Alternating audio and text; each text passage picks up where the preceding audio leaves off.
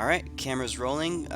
Cody is coming in with his TeamSpeak, hopefully, pretty soon. Um, I think we're good to go. Okay, previously in the GodBreaking.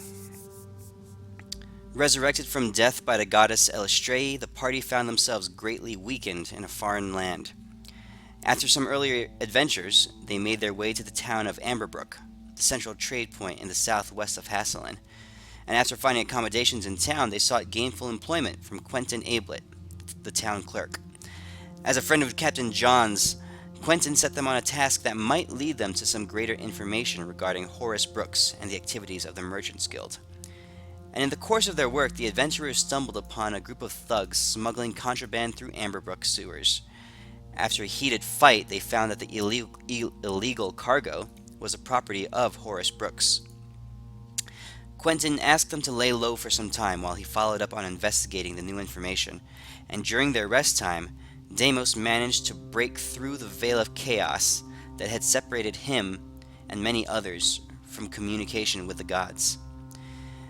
Over a long night of prayer and meditation, Deimos conversed with 3 separate deities before deciding who to devote himself to.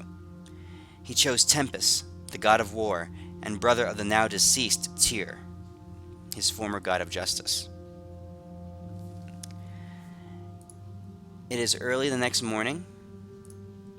Deimos, you wake up and you awaken as sort of out of a trance or out of a deep dream. It is not long before looking around you notice a couple things. First of all, on your mail armor, your chainmail armor, the center is burned, almost as if seared into the texture, the patina of the metal. The upward flaming sword, the symbol of Tempest. This is your holy symbol now. You look around and you find that those iron knuckles that you had made have changed. You look at them, and they now have a golden sheen. And this is in your inventory. I just placed it there. Sweet. But this is a symbol of your new god that he's given to you. Let me post it into chat so people can see them. All right. So we will have to code that into your character sheet if you want. But basically, it makes all your unarmed strikes 1d4, which is what the previous brass or iron knuckles did. But now, if you say the word Tempest Fury, the command Tempest Fury beforehand, they will glow dim golden energy, and they will add an extra 1d4 radiant damage to all of your melee hits. Now, you don't have to be melee punching. If you're wielding a mace or a club or a sword or something, it will add 1d4 to that club also. Oh, okay. All right? So you can go ahead and play with that. Sweet. Ajax. Over the past week or the past 5 or 6 days, you and Ashok, another part of your party, have been training with Captain Johns and his town guard. Can you roll me 3 athletics checks? So just roll it 3 times.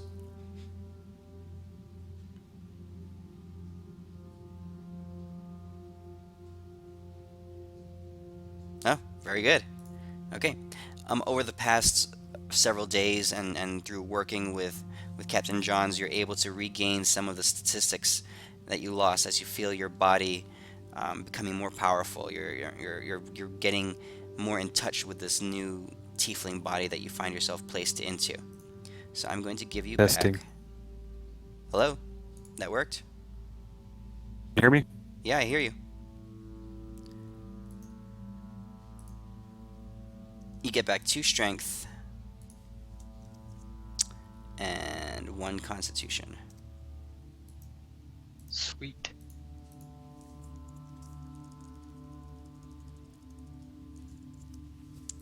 Okay.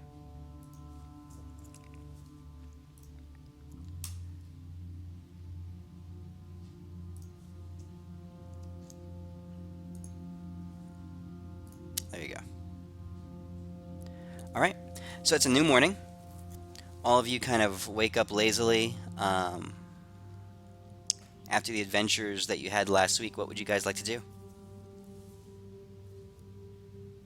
Are the shops opening up? Yeah, you expect that they will begin to open up soon. I'm gonna go to the They're open. I'm captain's gonna head place. down. I'm gonna head down to the leather workers. Okay. As you're walking out the door, or as you're getting ready to head out, Ava, the musician, she comes to you, Euphemia, and she says, "Why, good morning, kind Euphemia. How did you sleep last night? I trust your rest was well." It was okay. Someone was making a lot of racket in their bedroom. Oh, I heard it too. I think it came from friend Deimos's room. I wonder what was going on. You probably don't want to know. Oh, You could have been doing anything. you're so mean to him sometimes. Anyway, I hope you could give greetings What's to what my... you got in that? Okay. Yeah. Yes. I hope you could give greetings to my father today. It's been several days since I've seen him, and my work is taking me most of my time this week. So please say hi to my father when you see him today. Thank you. And she goes off in direction Okay. of the reflectory to do some work. All right. So you head out in the direction I put of... my hood back up. Very good. You head out in the direction of the marketplace, which is here. I thought it was a leather worker, which was Oh, you're going to the across leather worker? from the. Okay, you're going to the leather Yeah. worker's house. All right. So That's where leather worker's I house is Did my in this armor area. got right? Yes. All right. While you're walking over there, Deimos, what are you doing? Was that girl's dad, was he sick, or was it the captain who was sick? I forgot which one was for the quest. That is her Same dad. person. Same person. Okay. Well, I'm gonna go to the captain. And... Okay. So Ajax, you are... So I'm just looking at the map real quick. You guys are down here. This is the Temple of Tyr, or of Torm, the god of Amberbrook, or the god of this whole country, basically. And you guys have... Deimos and Euphemia have been staying there, whereas you and Ashok have been staying here at the basically at the central tower, the defense tower in town, and it's a training grounds. You're friends with Captain John's, and that's where you two have been training. Okay, Ashok isn't here today, but he's your friend. Okay. All right. So you guys wake up that morning, and Ashok kind of rolls out of bed, and he looks to you and says, "So Ajax, what kind of work do you feel up to today? Want to do some more sprints? Want to work the maybe the training dummies? What do you feel like working on?" Yeah, I feel like doing some training dummies, working on swordsmanship and stuff like that. Okay. All right, let's go. So the two of you go out there. You pick up some dummy swords. Just 1 second here.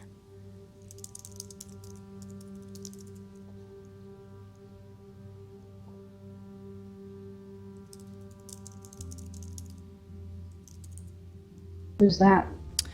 He's another guy who responded on the forums. He really wants to join our game. I told him he could come and watch.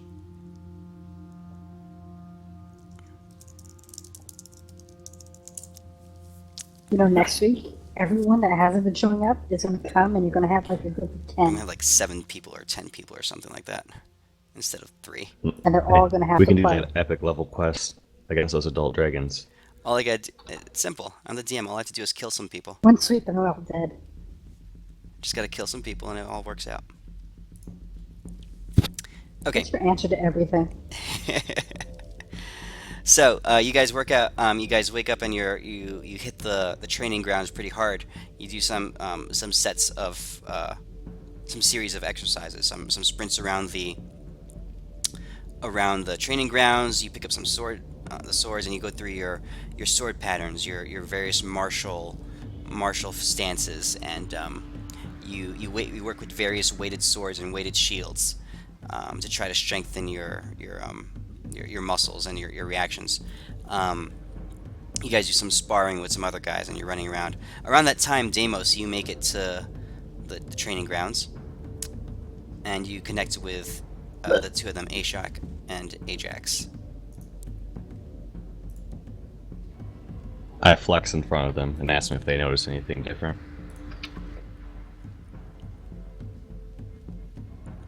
Not really. I get really Good sad and I walk away. Okay. All right, Euphemia, let's go to you. You walk into the leatherworker shop, and that kind of waifish looking guy in the leather apron kind of comes walking up to you and says, "Hello, young miss. Have you come back for what did you order? The half plate? No, The scale mail. God, now you're trying to make me. Yes, scale mail. That's it. Black scale mail. Have you come back for the black scale mail that you ordered? Yes, I have. Excellent, excellent." So he goes around the back. He brings out a beautifully crafted, brand new set of black scale mail. And he says, "Please, peruse it for your approval. Would you please inspect it?" I look over the scale mail. Do I have to make out some kind of check or something? No, you look it over and it seems well crafted, and it's the color is exactly to your liking. Okay. So for the Bring out remaining, my old leather okay, outfit that I had, my leather armor. I was wondering if I could trade this to reduce the cost, if you could use it. he looks at it and he says, "Oh, this is some well-used material. I could use it for some scrap parts. It's not worth much to me, more than 3 gold, I'd say. But I could credit you That's fine. towards your cost." Very well. Okay, so I'm gonna put the scale mail into your character sheet, and I will delete the leather. So you have to pay 22 gold, the balance of this purchase. I'm gonna give him 20 or 220 silver. That works.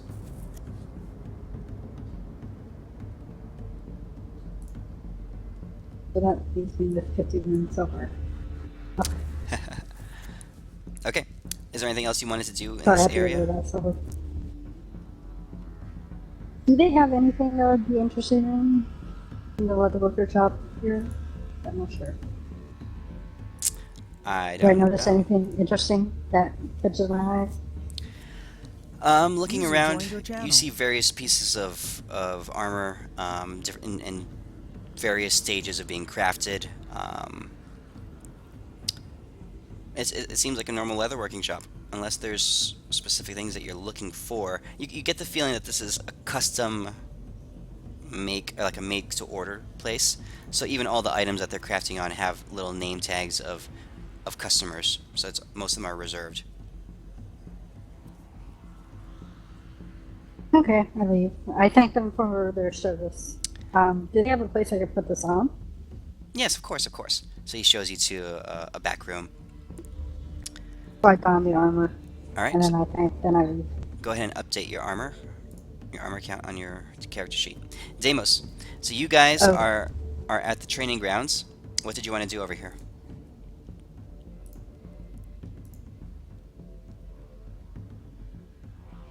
Deimos.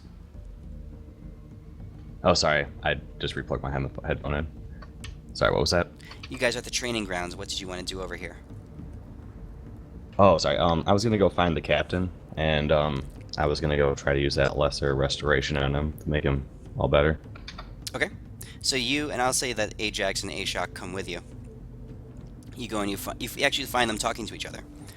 And Captain Johns is over there coughing. He goes, "Oh, well met, young tiefling. That was quite the blow you struck. I do say, you look like you are getting stronger and faster, even in the last 1 week that you've been here training. I can't believe it. My eyes, they seem to be playing tricks on me."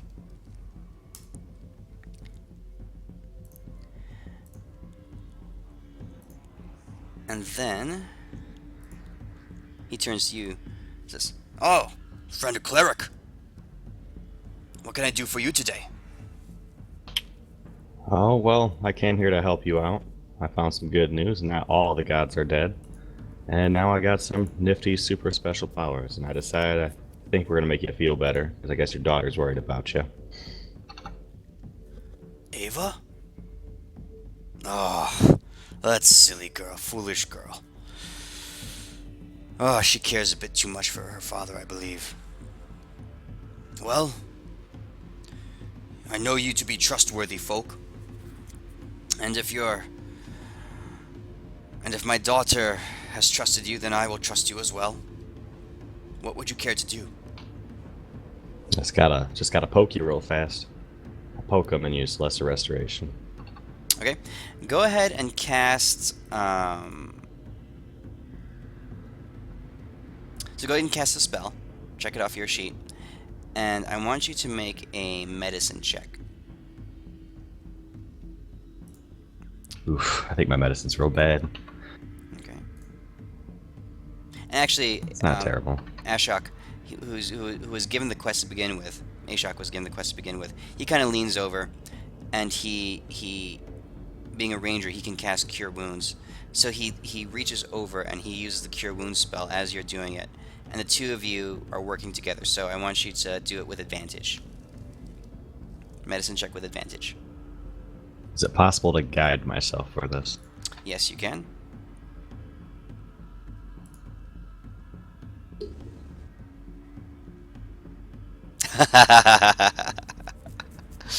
Talk about luck. Okay.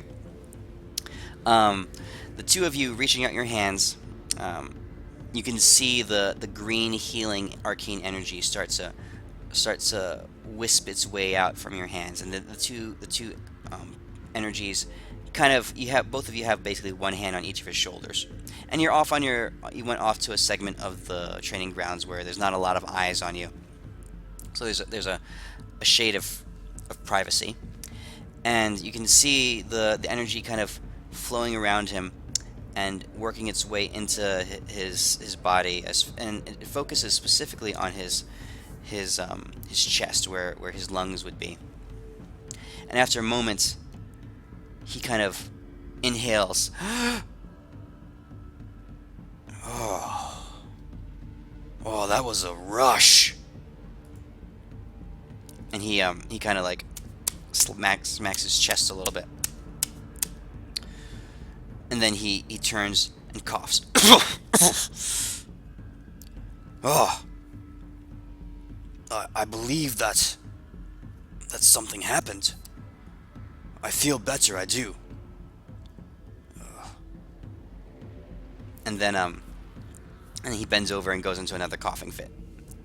You can tell that what you just done was effective. It did have some effect, but the healing was not complete. Not yet, Okay. anyway.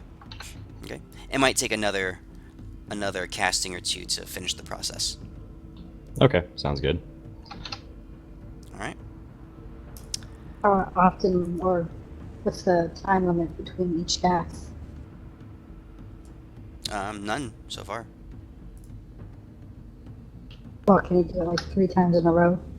I mean, I got 2. I can cast it twice a day. But I'm just going to kind of wait till the end of the day just to make sure I don't need to cast something else. Okay. I was just wondering. That's my question. Well, he can cast it as much as his character is able to. All right. So, Euphemia, where are you headed? Off to find everyone. Okay. I knew they were heading up there, so I probably head back to the fort. Okay. So you're heading back towards the fort, the tower, and as you're walking, Go ahead and make a perception check.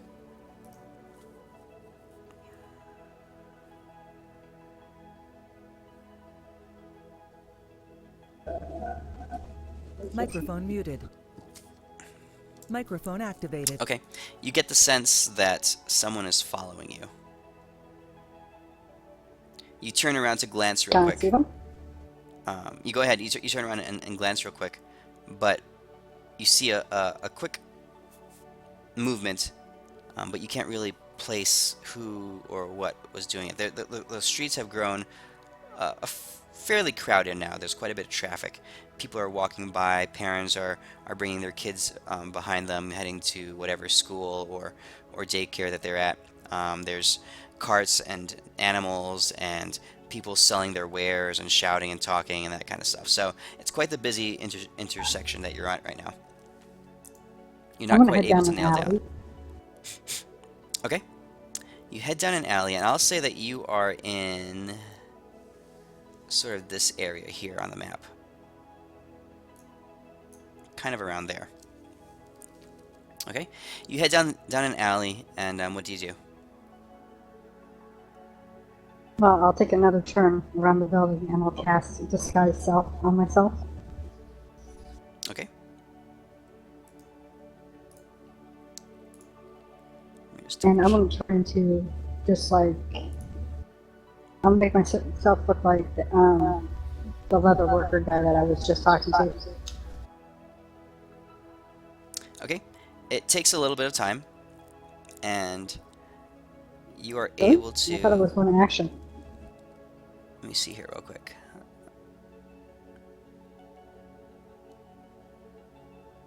I'm just reading the spells just so I understand. Okay, so it changes your Yeah, one action. Cast Okay. in time. Got it.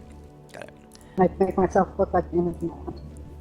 Okay, so a facade, a shimmery facade, encircles you just for a second, and then it solidifies, and there's a believable illusion surrounding your body, your person, and you look like that leatherworking kid that you had just talked to.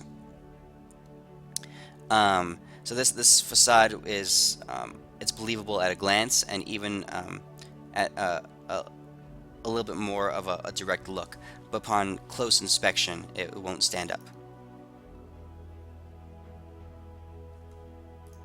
I'm gonna just keep walking, but I'm gonna stay slow and watch the corner where I came out of. Okay. To see if anyone comes out and starts looking for me. Okay. After about 30 seconds, you notice a man, probably in his mid-30s, with a scruffy beard. He's wearing leather garments. You can't tell, but you can tell basically from the look of him that he's probably some kind of hand for hire or something. He's scanning around. He's looking almost half worried, almost as if he's lost something, looking around, or he's looking for somebody. He's going to. He glances your way, and then he keeps walking. I want to follow him. Okay. He heads down this direction here, down this street. I'm still looking. As he's walking, he's getting a little bit more agitated, as he's obviously not finding what he was looking for.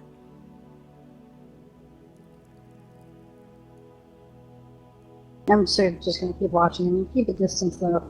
Okay. After a few minutes, or about another 10 minutes or so, another person meets up with him, and they start talking, and they're whispering to each other. Can I get in closer and hear what they're saying? Okay. Just roll perception.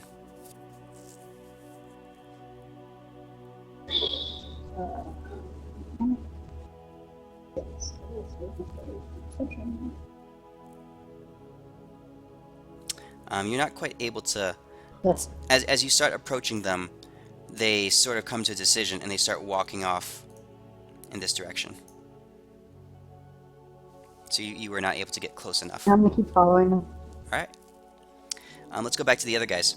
What do you guys want to do back up in the training tower? Ajax, you want to do anything? I don't really know. Oh, Train some more? I don't know. Well, I'm gonna go head back to that. I forgot his name, but the guy who gives out jobs. Okay. And Quentin? discuss with him what our plans are. If we're gonna go deeper into the sewer, that area we didn't check, or if he's heard of anything else suspicious going around the town. Okay. You guys come down in this Yeah, direction. then I'll follow him. Gotcha. So Deimos, Ajax, and Ashok, you start coming down this direction. As you're walking down, like I said, there's quite a bit of foot traffic in this area, as this is the town government area. There's various clerks and business type people coming back and forth.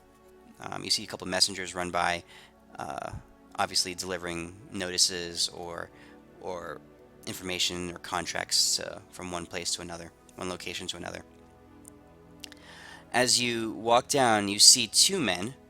Now, similar, basically fitting the description, one of them fitting the description that I just gave Euphemia, wearing a leather vest and like brown, sort of torn up, tattered cloth pants. On at one side, he has a small dagger.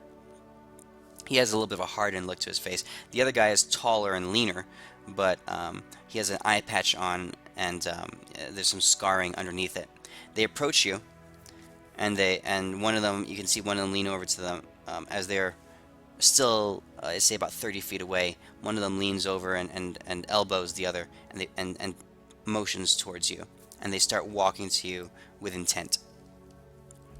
All right.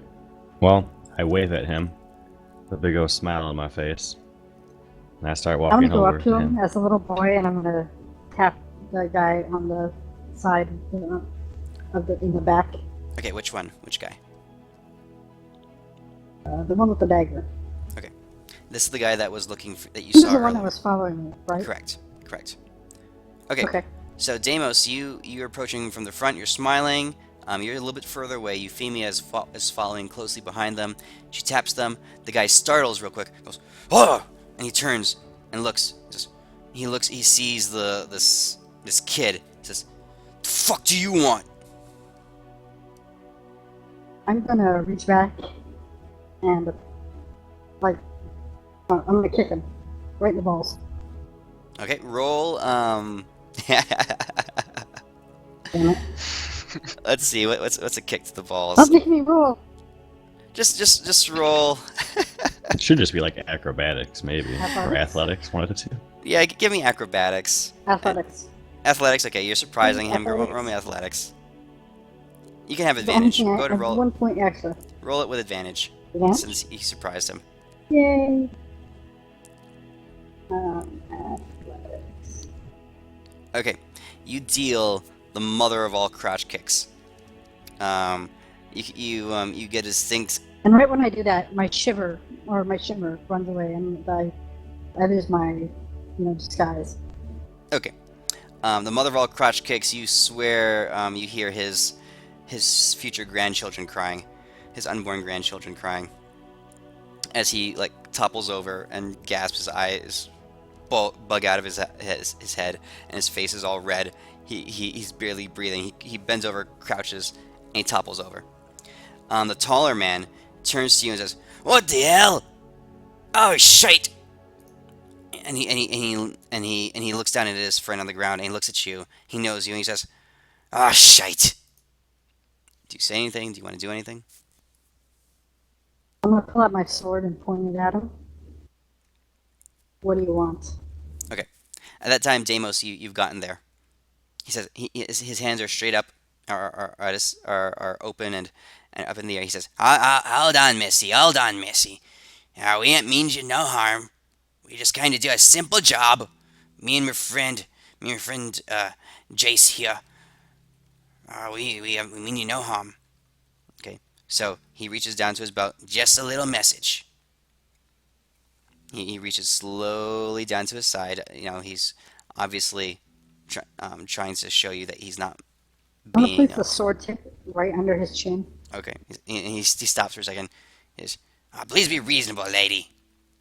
I'm just trying to do my job. Deimos, why don't you take the note from his pouch? I guess. Yeah. I'll grab it. Okay. From you could tell where it was from. It's underneath his the flap of his vest. You pull out a nice piece of folded white stationery. It's folded in half, and on the front where it's sealed is a red wax mark stamped in, has an ornate letter B on it. Okay. Who gave I you the hope. note? Yeah, I'm gonna give her it. I don't feel like reading it. Okay. I'm holding the sword. You read the fucking note. Well, you can open it up with see your that too. letter opener. I don't... It's kind of busy at this moment. All right. Well, then I get this guy in a headlock, and now you don't have to do it. Okay. I lower my sword and I open the fucking note. All right. You crack it open, and it says, "You're cordially requested to visit, to have a conversation with this man's employer." And it's signed Horace Brooks. Who's that again? Do we know that? Do we know that That's name? the guy who pretty much like runs the market. Oh, not that guy. Is Horace Brooks the one that sent you? I asked the two guys that are fucking the answer. The guy's looking around, obviously scared of mentioning even that name. He goes, "Yeah, that'd be him." All right. I tell him that yeah, we'll go visit him at some point. Might be today, might be tomorrow, might be the next day. So He says, we'll be there at some point. he looks to you. Wouldn't feel like it. He looks to you and says, "Now, I don't mean to be telling you all what to do, but word to the wise, best not keep Mr. Brooks waiting." I'm gonna step on his foot right before he finishes that sentence. I'm gonna smash this book. Okay. He squeals out in pain and he starts hopping around a little bit. By this Trying time, to head off, he's gonna start hopping around. yeah, he's trying to. Like, oh hell, shite!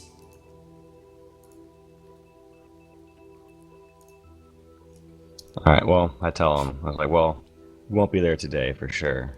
I got stuff to do, but tomorrow we'll be there. He says, "Man, you lot are really stupid." Oh, Well, yeah, well, it's your head, not mine. I do have a head. Come on, Jace, let's get the hell out of here. At least he has balls at work. Okay, you're letting them go, Deimos? Yeah, I'm gonna let him go. All right, they sort of just scamper off. One's limping, the other one is like waddling, trying to just By chance, cradling his crotch. I look at Deimos. Did you by chance take the gold pouches or anything? Anything else they had on them that you grabbed? I can't really feel much. I have metal gloves on. I'm not gonna lie. Ugh.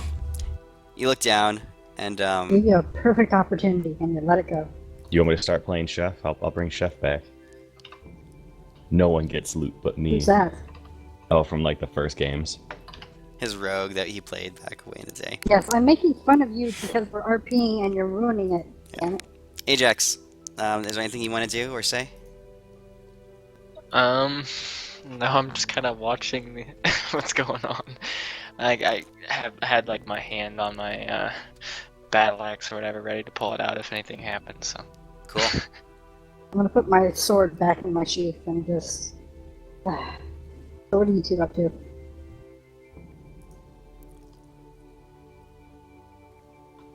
Well, me and Ajax were doing some real stuff like curing people and fixing things. What were you doing? Kicking people in the balls. What do you think? Oh, That's a lot better. For some reason, I thought you'd be like shopping or something like that. Sorry about that. I didn't mean to think so low of you. That's my fault. At Okay. least I'm doing the real work here. Unlike Yeah, you. shopping's real hard, and I pat you on the back. I'm kicking people in balls. Don't make me kick you. As you guys are talking there, you see a dwarf, a pretty stocky, strongish looking dwarf. He's got a long braided beard. He's not a warrior type at all, but you know, dwarves are all pretty stacked. He kind of walks by. He says, "Excuse me, lady. I mean to get past you here." And he kind of squeezes his way around you, and he heads towards one of the building where Quentin's building, basically. I'm gonna make sure he didn't steal anything. You do a quick check of your pouch and your backpack. It's all there. Okay. Yes, dwarf has to like rub against me. What the fuck? Alright, buddies and pals. Well, I don't really feel like seeing that guy today. So, what do we actually want to do today? I think we can ignore him and never see him. Because it pisses him off, and I really want to piss him off. Because everyone tells me not to. So let's never see him. Yeah, but if we hold him off too long, he could probably be doing some more bad stuff to this town. Well, when we go to kill him, then we can kill him. But I'm saying, let's not visit just for the visit. For Alright. the sake of the two new players that are here, Trev and Cody, Horace Brooks is basically the Asshole. kingpin of this town. They found some smuggled contraband, basically, underground last week when they were adventuring, and he's in charge of the Merchants Guild here, and he's got a lot of money and he has a lot of influence. From what you've gathered a little bit, he even has the governor on his side. The two people who you have been working with are Quentin Ablett, which is the town clerk, and Captain Jean Stolter, who is the one that they were just healing earlier. Those two had helped them, and were trying to figure out a way to build a case against Horace Brooks. That's a little bit of the backstory. Plus, the first day I arrived, I kind of pissed him off by ignoring him. Yeah.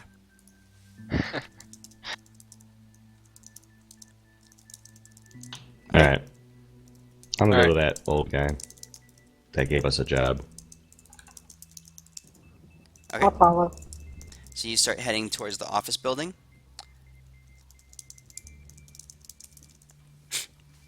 I kick in the door. Yep.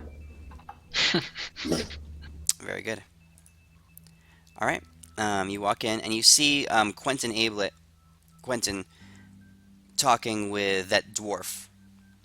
That dwarf that was that had kind of pushed you out of the way, Euphamia, or squeezed around you. You can't really hear the conversation, but you can tell it's a little bit.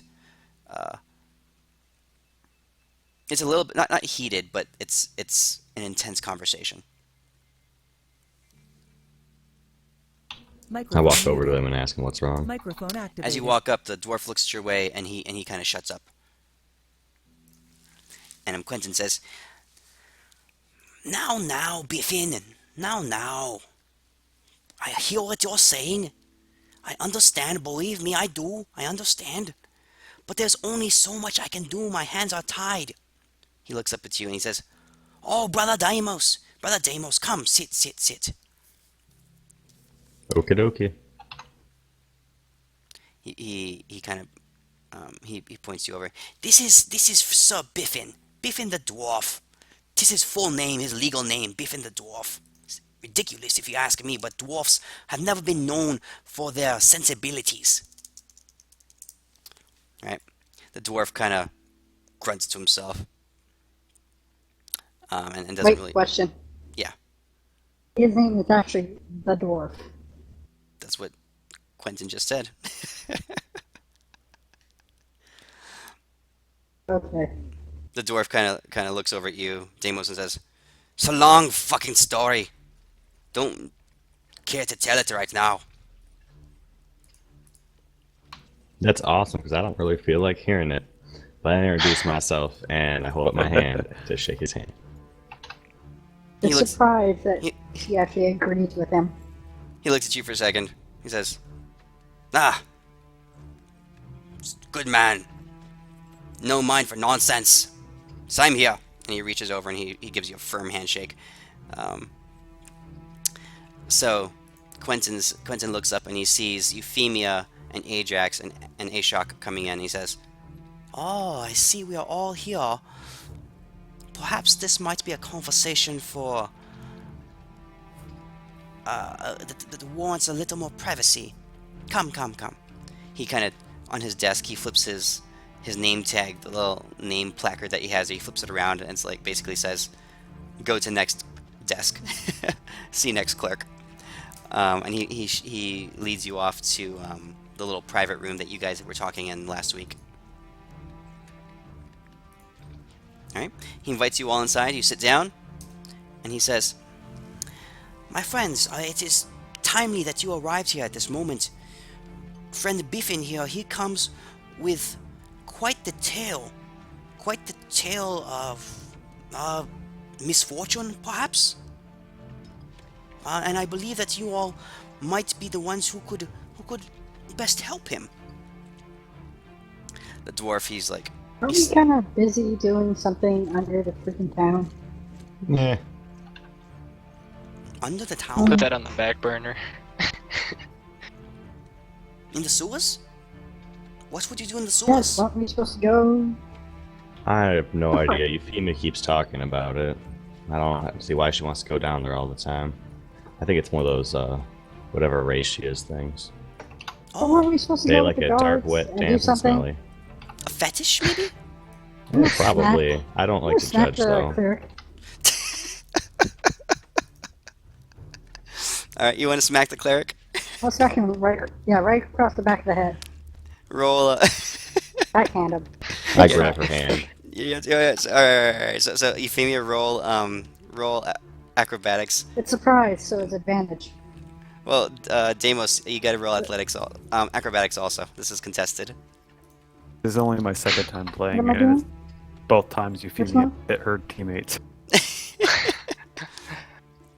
Okay, Euphemia, your Which turn. one? Go ahead, athletics, that's fine. Which one? Athletics. Oh, athletics.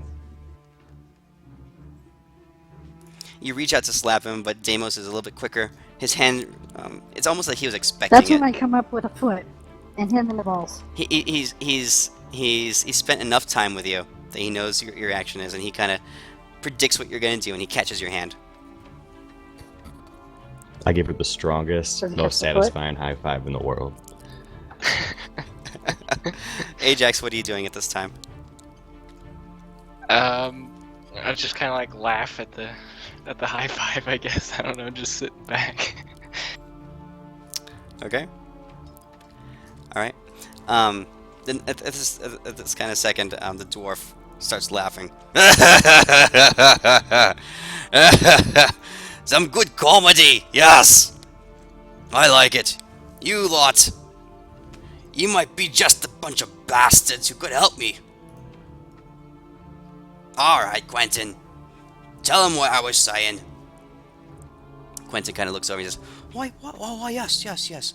Please, let's all settle down a little bit, and we can discuss this business that we are, that's Biffin, the dwarf, and I were talking about." So he says, "Part of my investigations over the past week have been trying to find the people in this town who might least want to work with Mr. Horace Brooks." Are you asking that for real? Or you can ask Quentin if you want. see. Yeah. Which I forgot. He says, who would be least I don't inclined remember. I don't remember if I'm remembering that.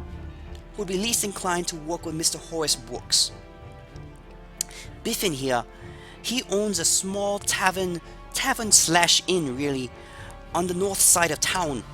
It's called the Ale Funnel, I believe. Damn right, the Ale Funnel. Well, that's what you need to suck down all the ale I give you.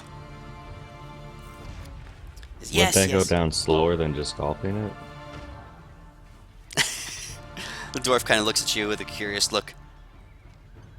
And you can tell he's trying to figure out what you're talking about. Maybe he drinks it through his ass. I don't know. So, Quentin continues. He says, Biffin here, he tells me a story of extortion. Apparently, for the past, 7-8 months, Horace Brooks's men have been coming to him weekly and forcing him to pay them money for his protection, apparently. Am I saying this correctly, Biffin? Yeah, that be it. Those bastards been coming into me house and saying that I need to pay them so that nothing would happen to me. It's a big shit fest, you ask me. Well, if you want, you can pay us and we can make sure something happens to them. If I had money, I would. Oh, you Beer? misunderstand. This is just the beginning of the story. Yeah, I got fed up with it. 2 nights ago. Them fuckers came in, and I would have none of it. Besides, business had been slow. I ain't have much money on me anyway. So they came in, acting all tough and shit. And they was asking for money. They brought out some weapons, and I had enough. I had enough, I tell you. We came to arms. We came to arms, and we fought. They struck a couple good fights, a couple good blows. But me, I'm a dwarf, and I know my way around a bar fight. Long story short, one of them's dead. The other one's bleeding in my basement right now. Honestly, I don't know what the fuck to do. So I come here. Come talk to Quentin. Sounds like you need the guards. Not us. And we're not in the business of burying bodies. Quentin says, well, normally, this would be the wise course of action. You understand, of course, however, that this is an opportunity, perhaps. An opportunity to disrupt Horace Brooks's system. Tis as far as we had gotten before you folk arrived. Have you any thoughts, perhaps, of what we could do? We could always turn in the dwarf for our mirroring charge. Maybe they'll pay us. I say that with a grin. The dwarf glares at you. Ajax, what are you saying? I was gonna say I wouldn't allow that. Like, that's just not what I would want to do. I don't know. Hey, he murdered someone. I'm just saying. But he had a good reason. Yeah, Euphemia. I mean, I'm not saying that murder's good, but sometimes you need to give them a push in the right direction. Love murder. That is not true. Ish. Ish. Says the lady who pushed a guy down the hole. Who did I push down the hole? Activated. That guard who died. I pushed him down a hole. That's a different thing. And it wasn't my fault that he died. Fair enough. Well, if we talk to that guy who's still alive, maybe we can find out who I don't know, all the big shots who are working for this guy. I keep forgetting his name. And then we can find a ways to take him down. Okay. Why don't we just break into his house and kill him? I mean, if he's such that bad, it'd be a lot simpler. Yeah, but for some reason I think that's like against the law. But you want to help a dwarf that has dead bodies in his inn. He has beer. Oh my fucking god. I'm really confused on what you're finding so hard about this. The morality. The morality. What do you guys want to do? All right, Ajax, what do you want to do? I vote for burning down the town. I kind of want to like go to the tavern and see proof of this, I guess. But Alright, you how want to about make sure this? he's not lying about killing people? Yeah. How about we go check on these guys, ask them a few questions, and if things tend to go sour, we can go to Euphemia's plan, kick in a door, and start beating the crap out of a random guy. You do know I was joking, right? No. Maybe Mm-mm. not. By the way, is Whatever. Mr. Nottingham with us, or He's not with you right now. you're... Okay. You're gonna meet him in a little bit once I figure out where he is. I'm gonna use locate object to find him. I'm not gonna lie, some of I'm this just stuff, joking. some of this stuff I'm pulling out of my ass right now because I didn't know who was gonna Oh, show fair up. No, it's roughly planned out. Either way, I don't want to do this unless we're getting paid. The dwarf turns to you. Hey, is there Here any is not form a of payment we payment. can get? Quentin says, Anything. "Well, for a man of the cloth such as yourself, I would hope that the good intentions of having done a good deed and helping someone in need would." Exactly. That's what I'm feeling.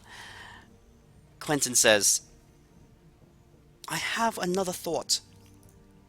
You mentioned breaking into Horace Brooks's house.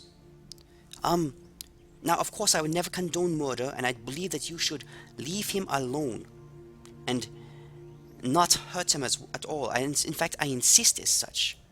But I myself He's gonna have die. another I'm sorry, concern. that's not really gonna matter. He's a dead man. I myself have Anyway, another go concern, on. if you would hear me." He says, "My uncle, Silas Ablett, the governor of this fair town, he is a weak man, a man of weak mind, and I have suspected for quite a while now that Horace Brooks has something that is compelling my uncle to bend at his every whim.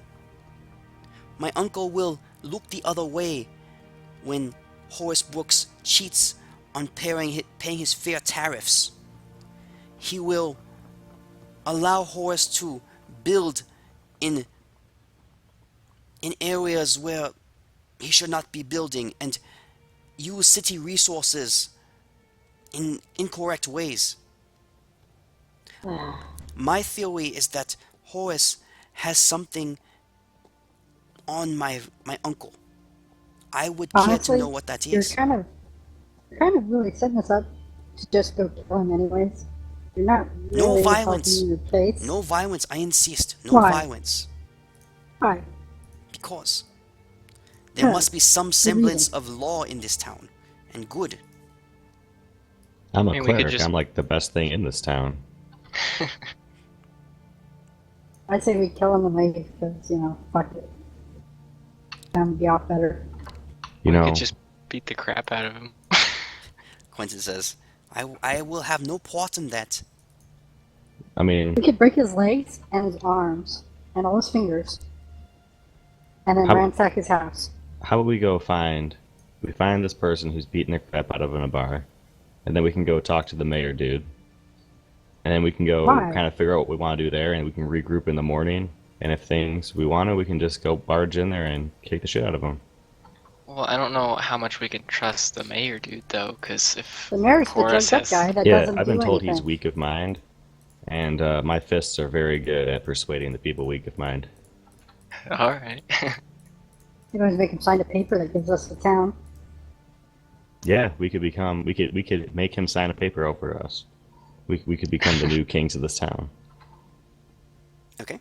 All I know is I want to get out of this town as soon as possible because this place is shit. So you're gonna go, where are you guys gonna go? I think, Guess like, the inn. Yeah, the I bar think we and kill whatever an it is. old fat guy. That's my opinion.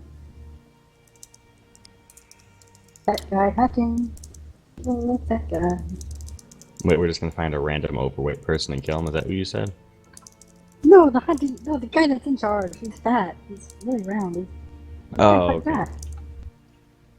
The one that keeps causing us problems. The one that wants to basically get us killed. Yeah, but who knows? Maybe there's more to the story.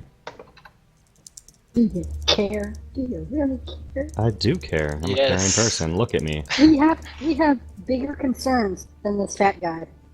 So I say we kill him and go deal with the bigger concerns. You know, gods, demons, other bad things happening. Yeah, I don't know. I gotta be a little bit more honorable than that. I can't just walk in there and beat the crap out of a defenseless person. I gotta know that they've done something wrong first. Well, they've been poisoning the guards. They have thieves in the dungeon. They're ransacking the town. Yeah, and but there anyone could that enters, it's There basically could be a reason. followed. There could Yeah. be a bigger evil. Oh my god! And I thought you guys were the bad guys here, and I'm talking like I want to kill people, and I want to Yeah. kill people. What if he's just a henchman for somebody higher up? Yeah, if we kill him, then we want to be able to figure it out. If we kill him, though, the main boss guy might come after us then. Yeah, then we could all die. That just sounds terrible. I already died once, and that just sucks. Oh my god! I thought you guys had like bigger spines than this. Okay. So what's the plan? Well, I'm gonna start walking to the bar place because I need to get my drink on. Yeah, I'm gonna follow him. And I'll follow. Okay. It's like what, Yes. 11 in the morning? Yeah. Yeah, nah, too late. Need to get my drink on. So what's this place called? The anal furnace? Funnel? Yeah, Funnel? the anal funnel. I am Okay. not actually going in there anymore. I'm gonna head back out. The ale funnel. Alright.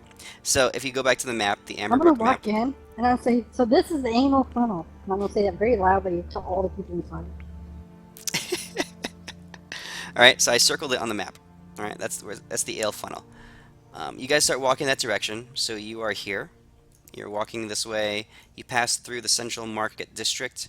There's a bunch of vendors and merchants around. There's food carts. There's groceries and all sorts of stuff. There's a bank. There's a jeweler, and you know all the stuff here. You walk here. Is the dwarf following us? Yes, the dwarf is coming with you. Okay. You walk up to the ale funnel, and you look across the building, and across the way. So this is, on the top it says the ale funnel, and in kind of ramshackle letters, kind of worn and obviously not well upkept. It says inn and tavern. Right. You look Can around. I ask something real quick? Yeah, go ahead. Like I meant to ask the dwarf like how long ago did this happen? Like was it just the other day? He had said 2 nights ago. Okay, so there It might took be him people. 2 nights. Well, Oh there my might God. be people looking for the dudes, so might want that. That is true. Probably. Could I roll like a perception check or something, like outside the ale funnel Sure. or something? Sure. Okay. So you're standing outside the ale funnel. Anal funnel. Go ahead and roll perception. What exactly are you looking for?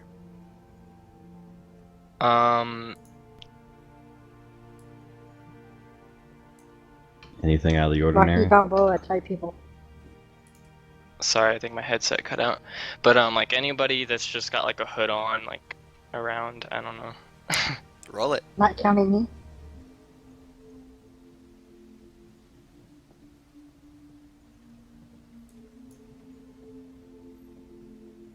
You rolling?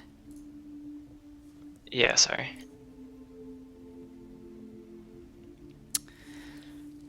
Um.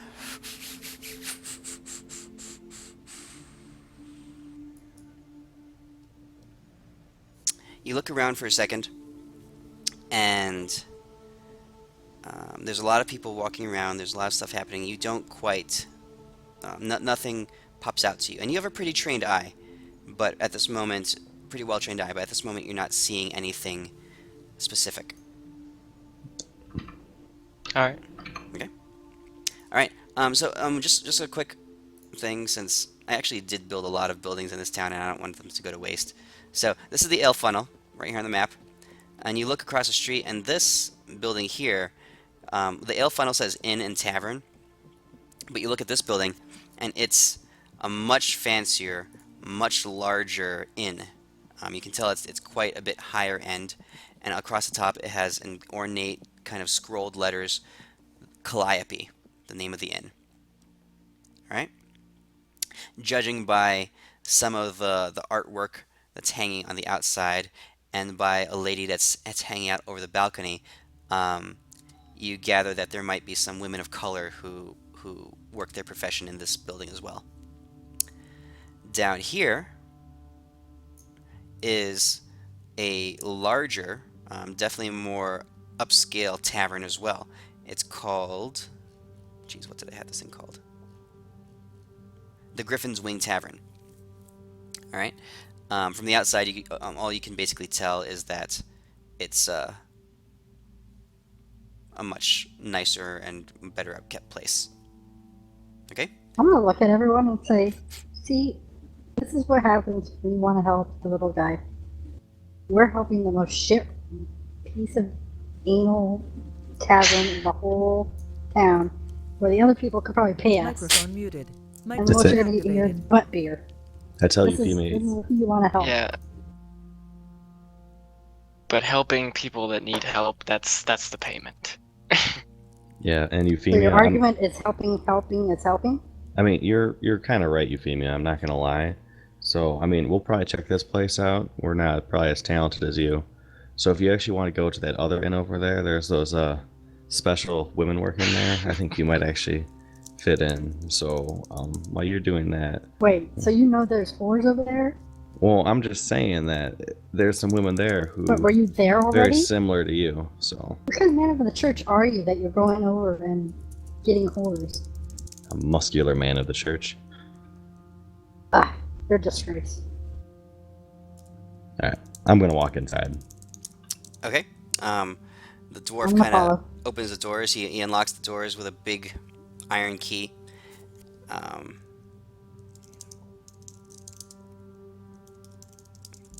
One second.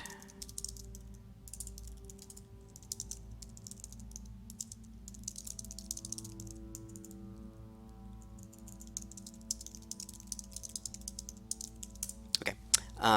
He opens up the door with a big iron key and kind of opens up, and he says, "Welcome to my domain." And he flings it open, and So how badly does it smell?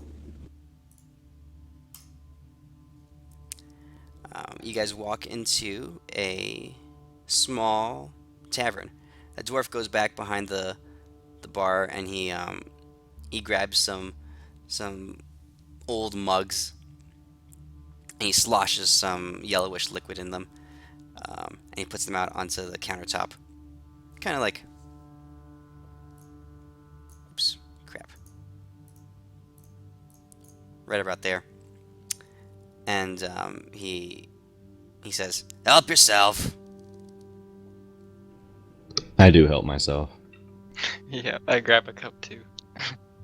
Okay. But I don't ask him. come within 20 feet of it, and I like stand back really far away. More from me. I ask him where the guy is. He says, "Well, there were two of them, if you don't recall. The one Yeah. guy, the first one, the one who's no longer in the land of the living, well, he's kind of over here."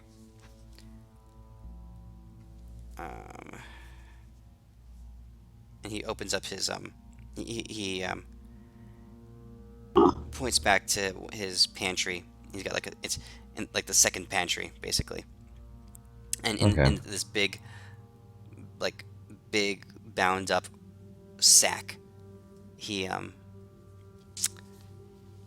it's soaked with blood, but he's coated it with cloth, and he's wrapped it around with cloth and stuff, so it's just one man-shaped body kind of all bound up. Alright, and where's that guy who's still technically alive? He's in the basement. Mind if I go talk to him? Yep. Hold on here 1 second.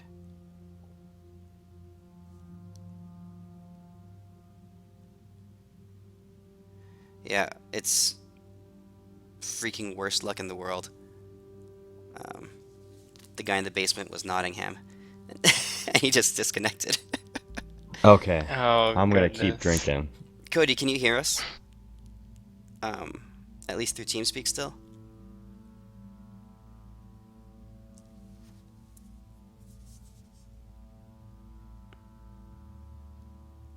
Maybe Warner Brothers get in for copyright, get them out. Can you talk? Because you can have a conversation with them. You don't have to be connected to the game just yet.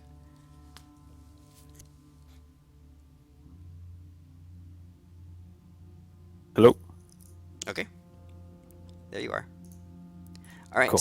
so you guys go downstairs into this kind of dark, dank basement, and tied around a pillar with his arms behind his back, kind of Breaking Bad style, you see, um, with just the beam of light that's coming from up on the staircase. What do they see? What do you look like?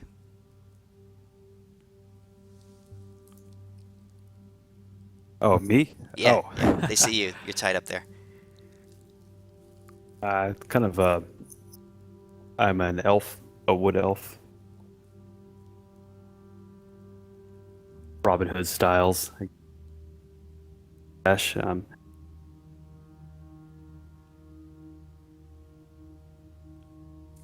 You're dropping. You're otherwise, dropping in and out a little bit. I think of you're. course I am. I think you're. Do you have it set to push to talk, or is it just voice activated? Just voice activated. Yeah. It sounds like you need to turn the sensitivity up on that a little bit, or talk just louder the whole time.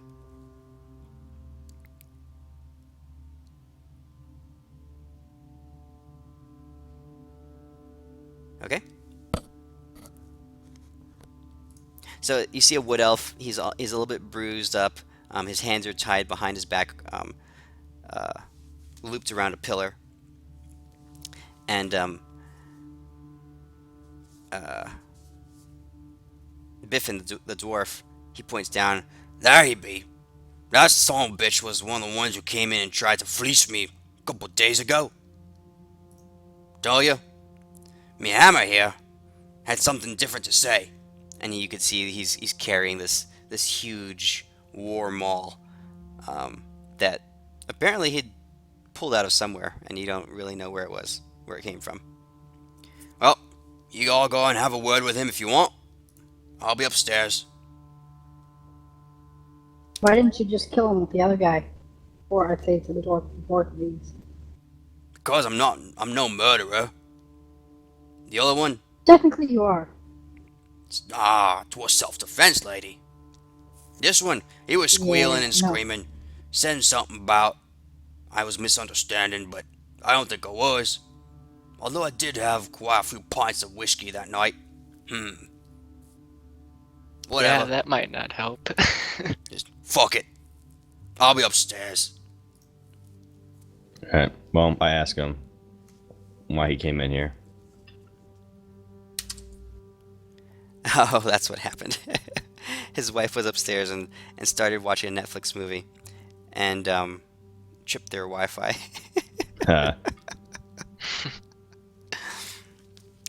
Okay. That's why he came to the bar and started hitting people? Weird.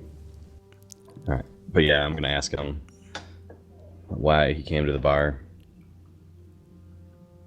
and who he works for.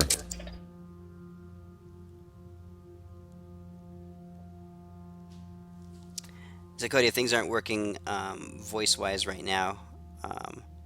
We can do this part later because as you guys are talking through the front upstairs, you hear the door just get blasted in, and you hear a bunch of loud voices and a lot of shouting upstairs. Sprint upstairs, I guess. Wait a second. Oh, okay, yeah. So we're all going upstairs. Yeah. You hear. Sounds I good. don't You want hear- to fight dwarf. Hey, Euphamia, we can get some murdering in today. You hear Biffin shouting. Yeah, but for the wrong reasons. As I walk upstairs, following them. You hear Biffin shouting, "Get the fuck out! This is my establishment. I won't be paying you lot anymore." Okay. You guys come up basically the basement. So if you're looking at the map, you're popping out. Ooh, jeez. It's big.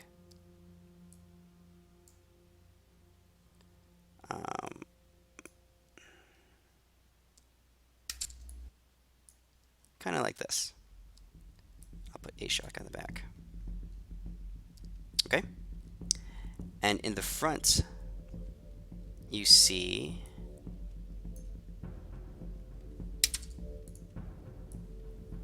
Can you guys hear me better now? Yes, Oh, yeah. we can. Yeah. And I was gonna say, Perfect. while we're running up, I was gonna cast, like, running up the stairs. I was gonna cast Divine Favor on myself. Okay. And that gives you... So you should be able to click the button, and it'll actually engage, and the effect will work. Okay. So did you want to leave Nottingham back down there? Cody, can you reconnect, or are you still locked out? I'm still locked out Wi-Fi wise, but I can talk. So give me a second. You guys continue on. Okay. Well, They were about to talk to you, and then they heard a big ruckus upstairs as someone had... Nottingham, are you a good guy? That's convenient timing. Yeah. You think there was some kind of god out there managing when things happen?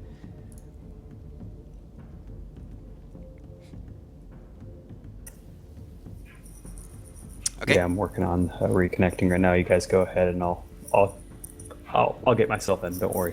Okay. So you walk up and you see this crazy scene where Biffin is standing at his countertop, and he's surrounded by five armed men with shields and short swords in their arms, and an elf dressed in all black leather with a shock of white hair. Okay, they're shouting at each other.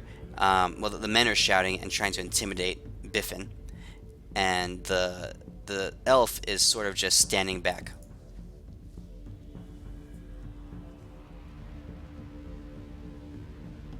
What do you guys want to do? Hey, buddies, what you doing?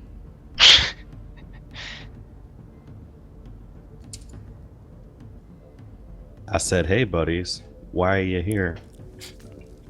Well, you guys come basically out of the basement, and this guy, he looks at you and says, "Hey, I know that chap. Wasn't he on Mr. Orris's shit list?" No, that's not me. Here, let me buy you a drink. You want to buy him a drink? Well, I pick up one of the cups of beer here on the table, and I give it to him. The guy pauses for a second, and he's like,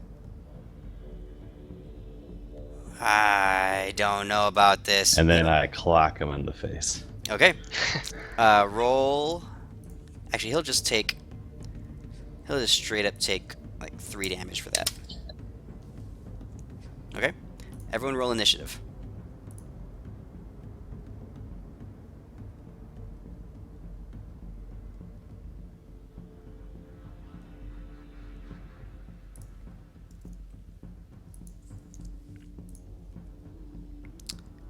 Oh, I gotta roll for Ashok too. Okay, I think everyone's in. Alright. Right at the top of the round, the elf. And you look at this elf, and he has a very sharp look in his eyes. His face is hard. His body is sleek and muscled. He moves with a grace, a cat-like grace, and he doesn't do much. But you can tell that there's an efficiency in his movements and in the way he even the few things that he does, he paces himself. At one side is a short sword, or a rapier, I mean, and the other is a particularly wicked-looking black, kind of custom-made crossbow, small crossbow. He looks up at you guys, and there's like a sense of boredom on his face, and he says, "I didn't come here for this. You lot, take care of it." And he turns to you, Ajax, and to you, Deimos, and he shoots. He raises his crossbow, first at Ajax, and he fires. He hits. He uses a...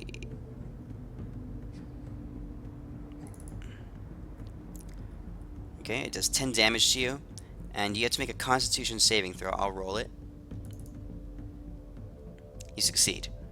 You take damage, but nothing happens. He turns quickly, and almost in like the same motion almost. He raises a crossbow, fires at Ajax, hits you in the leg, and in the same motion, his crossbow is pointed at you, Deimos.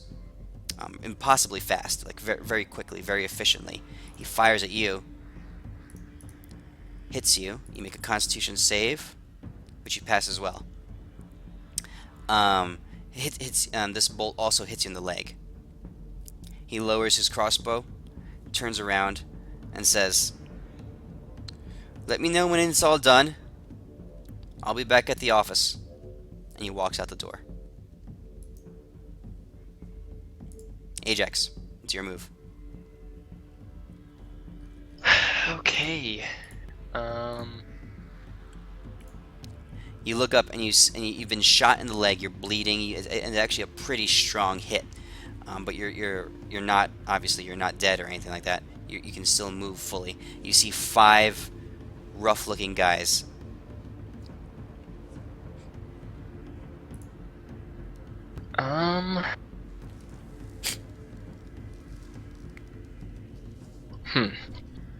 Well,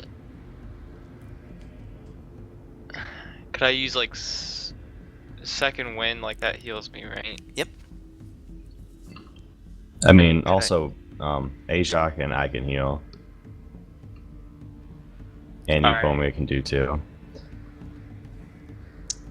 So, I guess I would move to engage the first guy, or like the closest guy. Okay. So you could run this direction. You could jump over the bar basically, and stand and land at this spot right here. Did you use second Alright. one? No.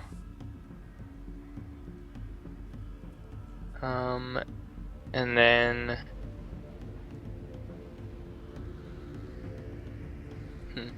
So, would it be okay if I use like precision attack on this attack, or do I wait until I attack? Or So first of all, control click on the guy you want to attack. So you Okay. target him. Precision attack, you probably should roll it after you try to swing. okay, So you're using your great axe. yeah, Alright. two-handed. So go ahead. Roll the attack. That hits. Roll damage. Yeah, you rush in, you leap over the bar, right? You pull out this great axe, and with 2 hands, you just bring it straight down onto the guard, onto the thug. All right. It crashes into his chain, into the thick leather that he's wearing, but you can see blood seeping out from where your axe made impact. All right. So end your turn if you're Alright. done, I think. Okay. All right. First, I make sure Captain Fluffy Paws is safe in my chest, and then it's Tempest, right? I think, my God. I say whatever the magical words I'm supposed to say for Tempest, Yeah. and super magical Tempest words. Okay. And I'm just gonna start swinging on this guy.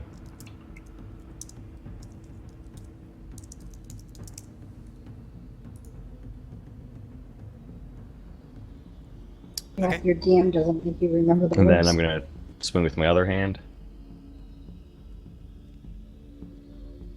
which I'm pretty sure I miss. And then I'm gonna use my War Priest thing for my other extra attack. That that uses your bonus action. So when you attack twice with like 2 hands, Oh, yeah. is that how it works? Yeah. Okay. Yeah, so you've already used your bonus action with the second attack. Let me get rid of that then. Alright, yeah, that's all I can do. Alright. Euphemia, you see the two of them just pounding on this thug. What do you do? Uh,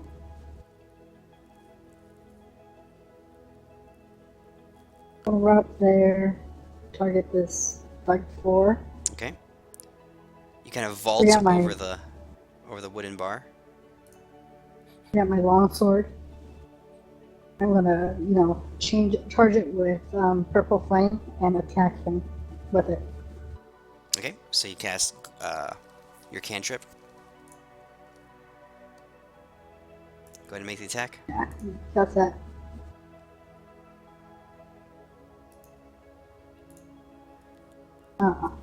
Okay, he's already reeling from the 2 shots that Deimos and Ajax did, but you try to swing in, but the angle is weird and you're not able to quite make contact. Does the flame still do to the other target? Let me see here. I think it's only on a hit. Yeah, on a hit.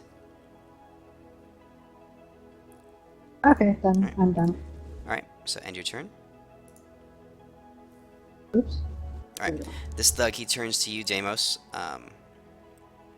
Pulls out his longsword and tries to drive it into you. You deflect it with your shield. The next guy, he jumps up on top of the bar and looks at you, Ajax, and likewise tries to thrust at you with a sword in his hand.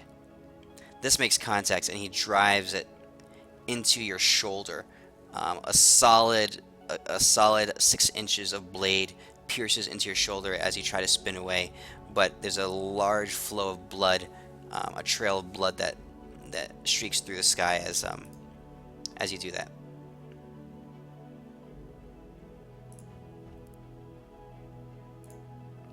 Okay, this guy focuses on Biffin the dwarf. Yep.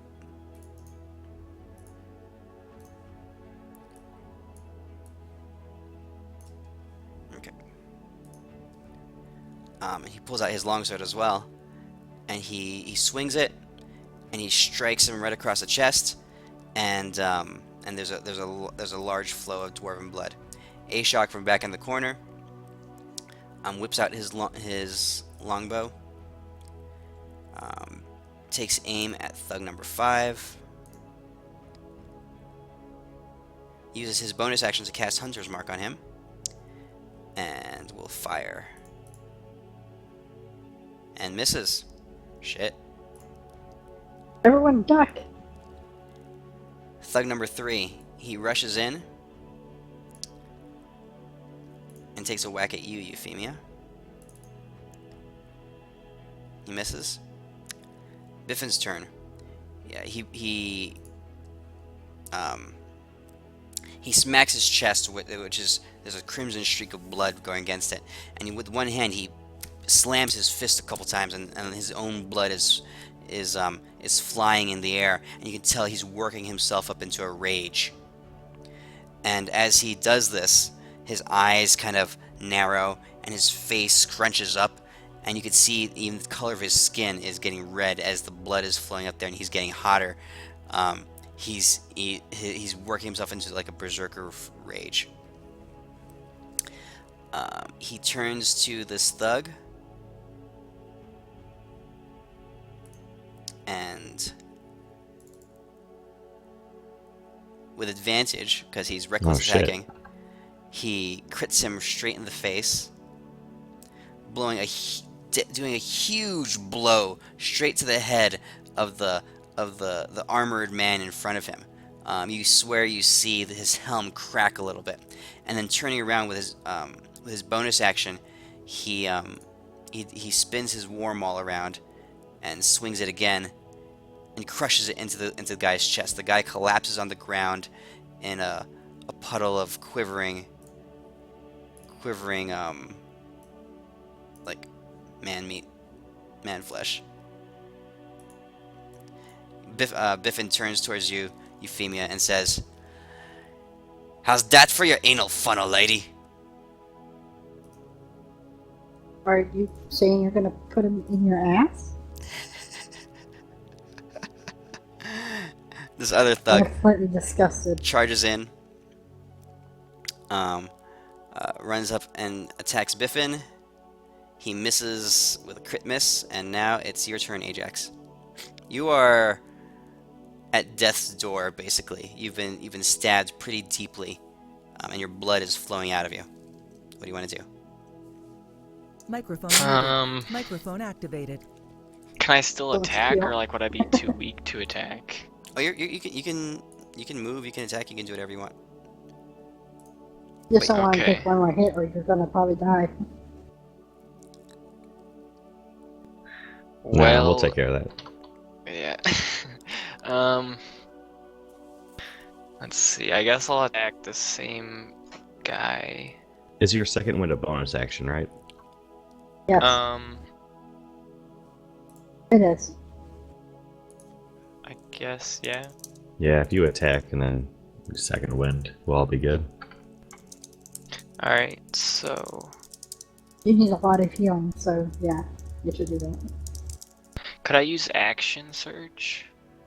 Yes, you'll want to do that. That's a bonus action though, so you won't be able to heal. No, it's not a bonus action. Oh. So you can Yeah, you it's can just extra. Action surge? yeah, it's not a bonus action. You can heal yourself right now, attack, use action surge, attack again, Okay. and you can burn superiority dice the whole time. So I guess I'll heal then. Okay. So that's Okay. your bonus action. So you can attack now. Alright,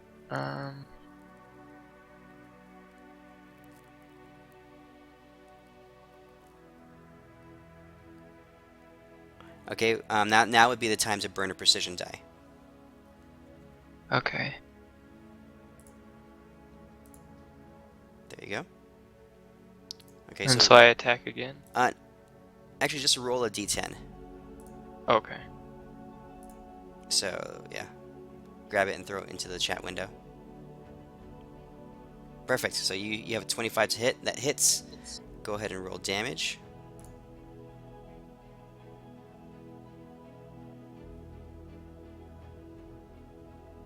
All right, you got it.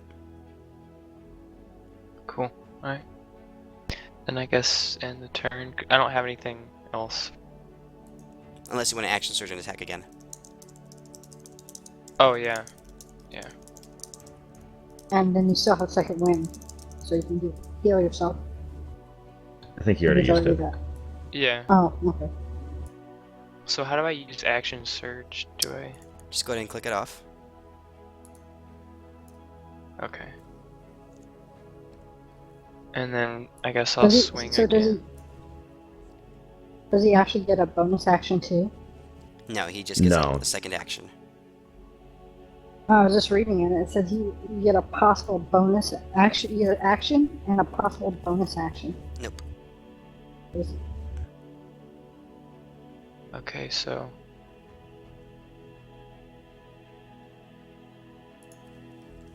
oh man. Alright, and Now then you end the turn. you can use your precision Does he die get a again. flanking or Oh. outnumber bonus? Since there's 3 of us around that one guy. No, there's no flanking. Okay. You can burn another precision attack. Alright, I'll go ahead and do that. There you go. So go ahead and just manually Alright, roll a then. d10. Okay, so you Wow. definitely hit. Yeah, Those D10s. just roll damage.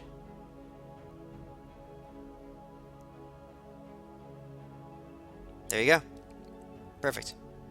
Okay, so you bring your battle axe around. You use your bonus action, and you can see yourself channeling some inner energy, some inner resolve, and you will the bleeding to stop.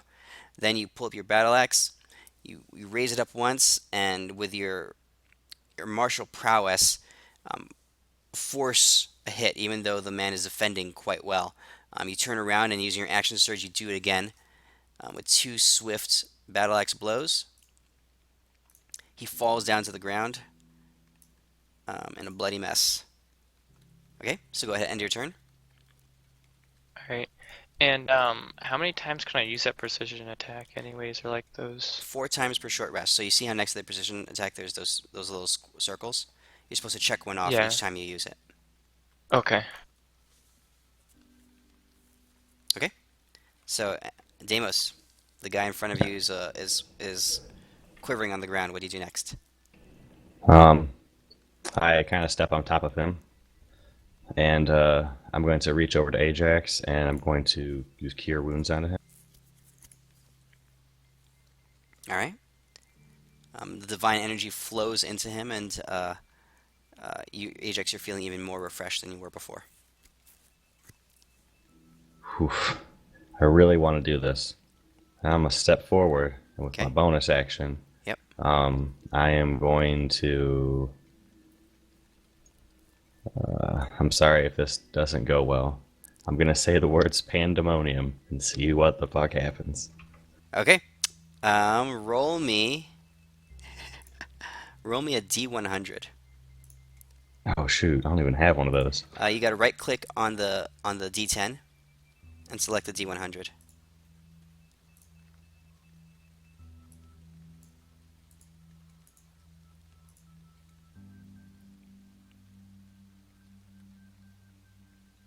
$82.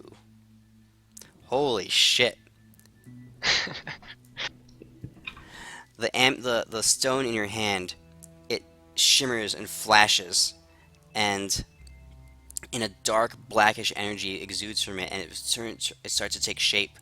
You feel a conscious thought enter your mind, asking you to think of a weapon. What type of weapon? Bigger fists. Bigger fists. Bigger fists. Okay. So for the next 12 hours, all right, your hands are the already golden glowing knuckles on your hands are surrounded by black, just black chaotic energy. And so I'm going to upgrade your unarmed attacks to a D. Let's see. Oh, geez. Okay, so they're +2 magic weapons now. And I'll upgrade it to a D6, and you also get a D4 from your divine favor. Well, shit. All right. Yeah, you rolled really well. I'm pretty sure this should be permanent. 12 hours. Ah, fair enough. All right. And you And still have your bonus action. And as my bonus action, I am going to use my War Priest. Okay. And I'm going to hit Thug number 5. Okay. That's a hit.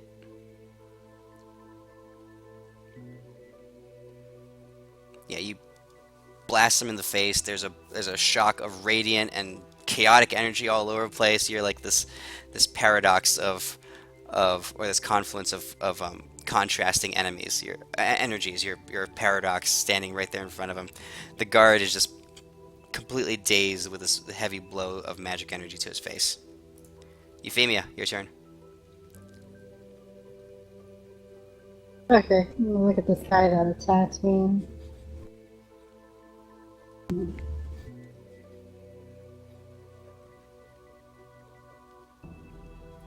That's too close. Okay, I'll just do a regular attack.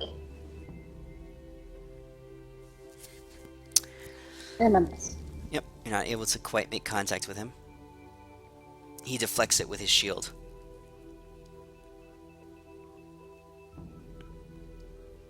Okay. Yeah, I'm done. All right. This guy, this thug here, is looking at you, Ajax. He pulls back his longsword. He takes a big swing at you. But now you're feeling a little bit better. You parry it with the hilt of your battle axe.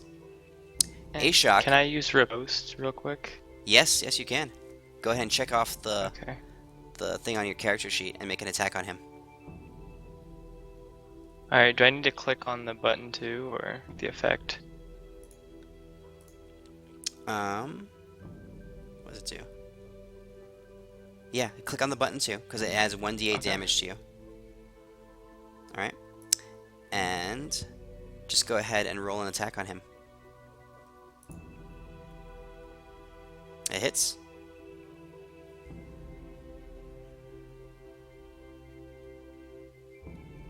And you do 7 damage to him. Alright. Alright. Ashok, from where he is, he turns around real quick, and you see him disappear down the staircase. And you hear some sounds, and then his turn ends. He comes back out through the doorway, and he's standing right here. Nottingham, it's your turn. What'd I miss? What's going on up here? While they were about to talk to you, they heard a big ruckus upstairs. A bunch of guys kicked down the door, and they were coming after the dwarf, basically. Oh, the guy who beat me up? That asshole right there? The dwarf, yeah.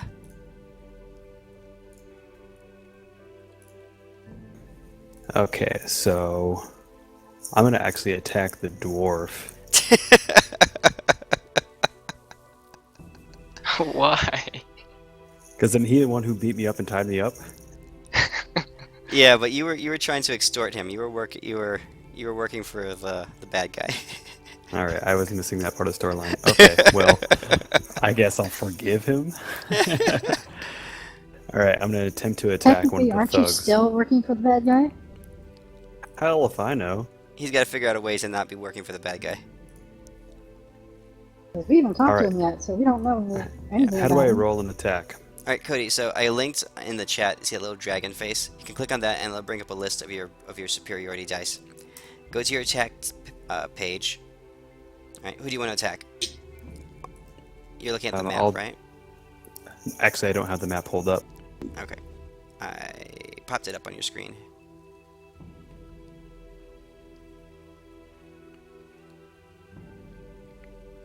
You see it? Thug number 5. Okay. So control click on him, on the icon, and you'll see on the target tracker, or the combat tracker, you need to have the combat tracker pulled up. It's the cross sword icon at the very top right of your screen. Got it.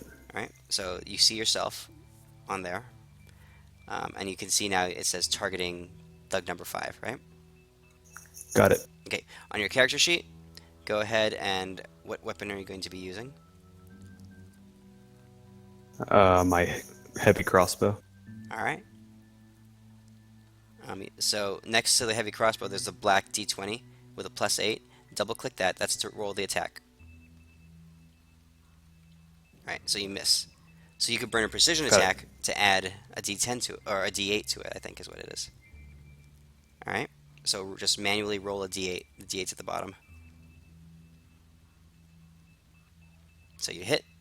Now just roll the damage. Double click on the damage line.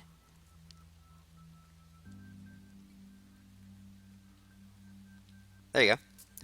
So, Far out. from up the stairs comes charging this wood elf with a thin pencil mustache, and he pulls He's so dapper. he pulls a large crossbow out of you don't know where. You assume that it was somewhere downstairs. And he raises it up, and with precise aim, just plugs this thug right in the side of the head. The guy just like literally keels straight over, and smacks himself on the ground. All right. Anything else? Have at thee.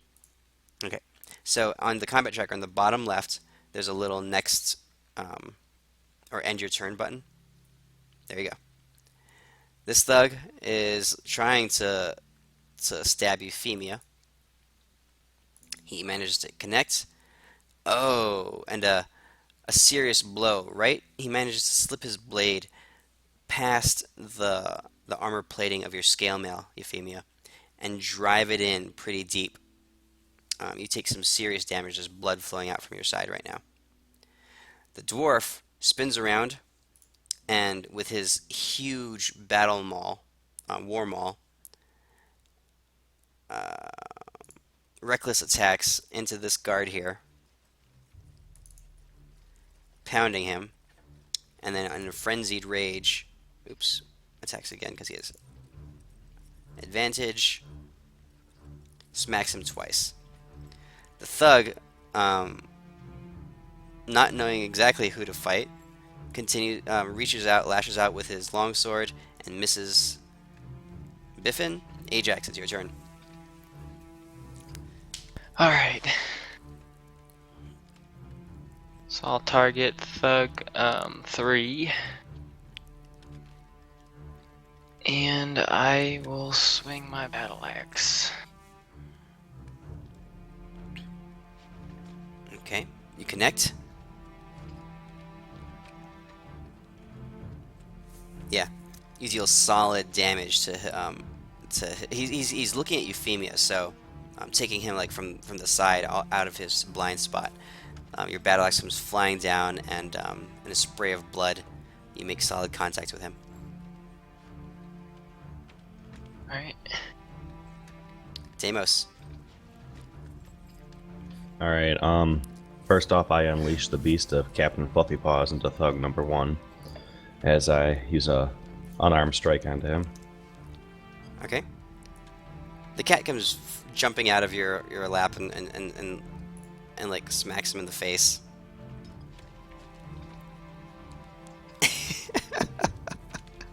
That's just overpowered. Yep. You blast him with radiant and chaotic energy.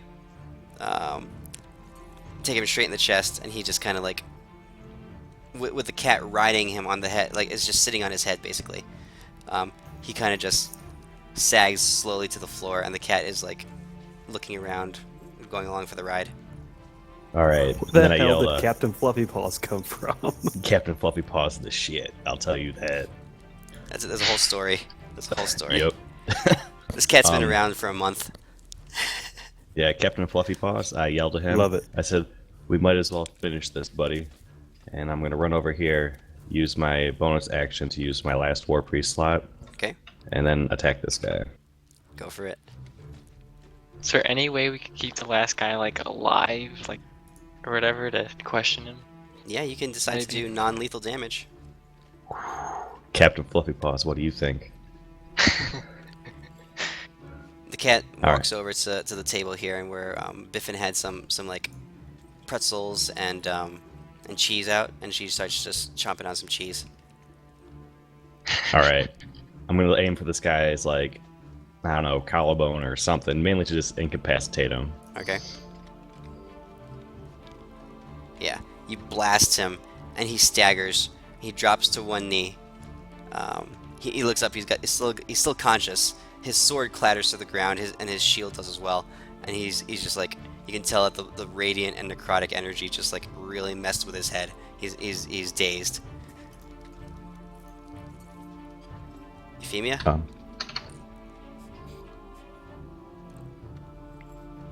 Euphemia. Okay, I'm just gonna pull out my sword. Alright. How do you And want to I'm do gonna that? chop his head off. Oh, wow. I like how we're trying to keep this guy alive. I was like, fuck it. You spin around I'm and gonna great. yell, I hope you have talked to the dead. Your blade whips out, and his head flies across the room and clatters in a corner somewhere. Okay. And with that combat is over. Biffin, his rage subsides, and he goes, "Holy shite! I guess it was good that your lot was around. Jeez, who's gonna clean up this mess?" You are. You are. He looks at you right in the face, Ajax, and he goes, "Well, fuck!" I walk over to the table and just drink a beer.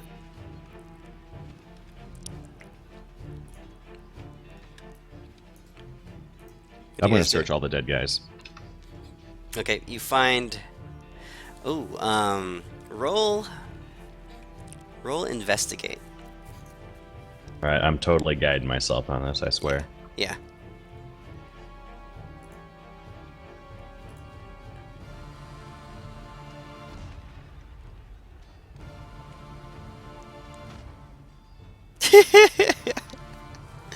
I'm too busy petting my cat. Yeah, the cat's looking around, and you're concerned that she might possibly.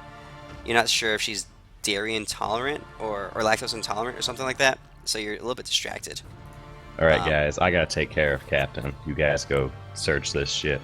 You do come up with a few. You see that they have a couple shields and like long swords and javelins. Are there any potions on them? No potions. All right, well, I pick up all those weapons. I throw them in Euphemia's backpack because that's just like free money. Okay, I'll throw them in the party sheet. I don't think I know backpack. Yeah, there's the money for you. All right. Yeah, you guys should go check this out. I got more pressing matters to do. Does anyone else want to do anything with the bodies?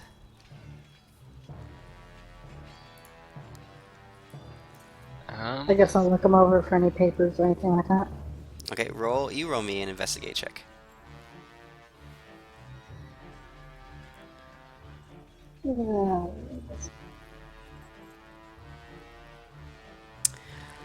Take that D4. You want to guide her? What? I'm a guide to everybody. Okay, sure. I'm not Okay. in combat. All right, sure. All right, so with Deimos's retconned guidance, past tense guidance, he guided you in the past. You don't recognize any of these men. Well, actually, you look at their faces, and after a little bit of searching, you swear you think you've seen them before. Looking at these weapons that you're pulling up, you recognize their make and type. Longswords, javelins, shields. You remember that these were the exact types of weapons that were in the armory.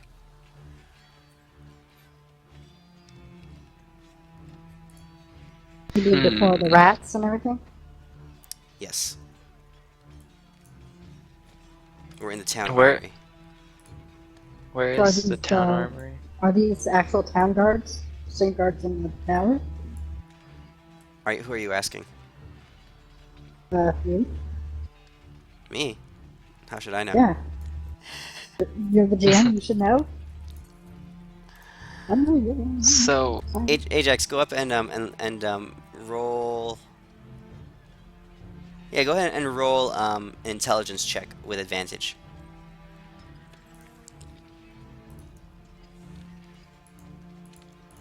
is that like on the main page? Yes. Down bottom left corner, you see that 0, and then there's that advantage button right to the right of it. Yeah. You gonna guide him? Heck yeah. Oh. Take the D4. Is that good? Yeah. It's an 18 is high. So he's offering you guidance. You can roll a d4 and add it to that too if you want, but you succeeded. Alright. You look around, and some of the faces are they're normal guys, but you look at one of them. One of them is basically unrecognizable because Biffin made squash his head like a cantaloupe with his war maul. But of the faces that you can recognize, you look at one, and you recognize it. You've seen him around the training grounds for the past several days. He was in another unit, so you didn't have much direct interaction with him, but you recognize him as one of the men who was in the training grounds. I want to pick up the head that I chopped off, and Okay. I want to take it over to him. Do you recognize this guy? I want to like shove it in his face. That one, so that was all the way in the corner. So Euphemia, you track it down in the corner. You bring it back, and Ajax, you don't recognize it, but Ashok comes over and says, "Oh man, I know this guy. That's I Chris." toss it to Ashok. He doesn't want to touch it. So just like smacks him in the chest. He says, "That's Chrisum. That's the man that I sparred with that very first night we got into town when we met Captain Johns." Oh, you didn't teach him much. He's dead.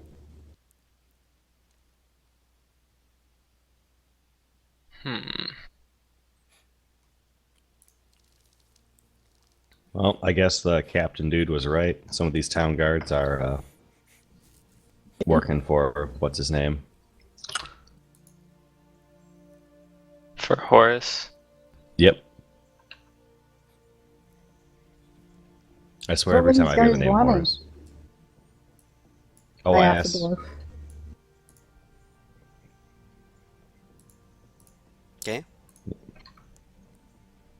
What do you want to Yeah, do? Biff and the dwarf. Why these We guys were come asking the in? dwarf. Oh, what are you They asking him? wanted. What they wanted. They wanted me money. They said they needed me money to protect me from them, I guess. Did they say who they were working for? No. But really, there's only one person they could have been working for. Freaking Horace Brooks. Ah. Okay, we gotta deal with this I'm guy. gonna go over to the elf. Yeah. I'm gonna put my sword right at him. Who were you working for?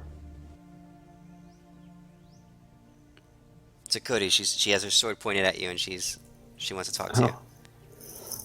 I work for nobody. I don't know what these guys are talking about. I came over here thinking this guy was a fat cat with a bunch of money. I don't know what these guys are talking about. I don't know anybody here. I ran over as soon as she said fat cat. And I hold Captain Fluffy Paws. I was like, look at this lean, muscular physique. Don't you ever use those words around her again. Slim I say we chest. kill this guy. He's talking shit about your cat and everything. I don't trust him. I did cats. That's cool. I did cats.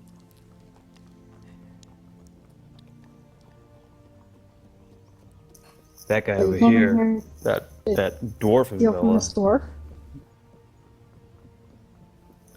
Yeah, I had let's go ahead. I was gonna say, what did you say, Euphemia? I couldn't hear you. I was asking the elf if he came in here to steal from the dwarf. I sure did. How would you like to steal from even richer people? That's the plan. I like this guy again. All right. Can I'm I very insight check him? easily swayed with forever. my 7 charisma. Can I insight check him?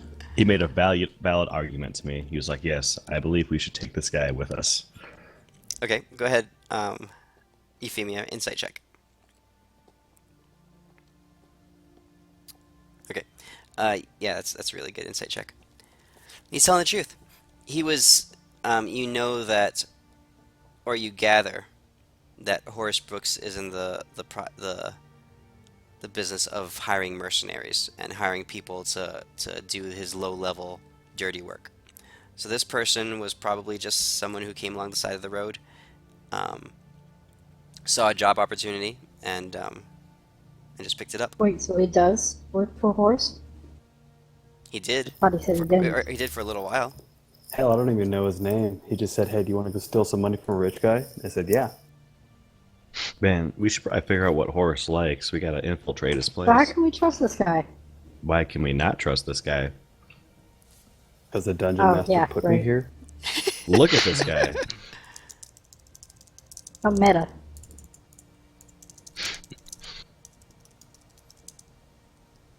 I mean, if we think about this, we have a evil elf. We got a demon guy. We got You're an a evil elf. totally you. I am not an evil elf. I'm pretty sure Drow are supposed to be like evil dark elf people. So yeah, well, this my God, horse. that's the only reason you're alive. So, My So god this is horse- bigger than your god, so I'm just gonna your throw God that is out there. dead. Not what Tempest says. And we got What a the ranger heck? guy who he shoots arrows and heals people. We got a cleric who runs around and punches people. So I mean, a guy who just shoots a bunch of bows and steals money. I mean, he'd fit perfectly right in with us. What would you guys say if I had a bigger plan at hand here? I would, I don't know, give I'd you like to like hear it. 3 high fives.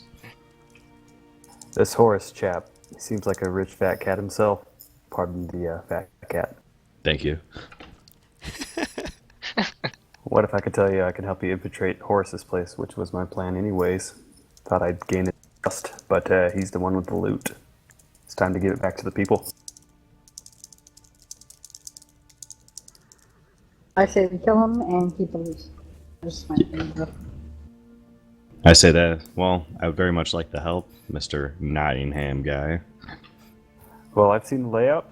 I can stealth around. I think I know how to get in and out. That'd be awesome. I mean, if you pull this off, I'll pretty much give you whatever you want. Lady of the High night, fives. we got Euphamia right here. Like, you'll be set.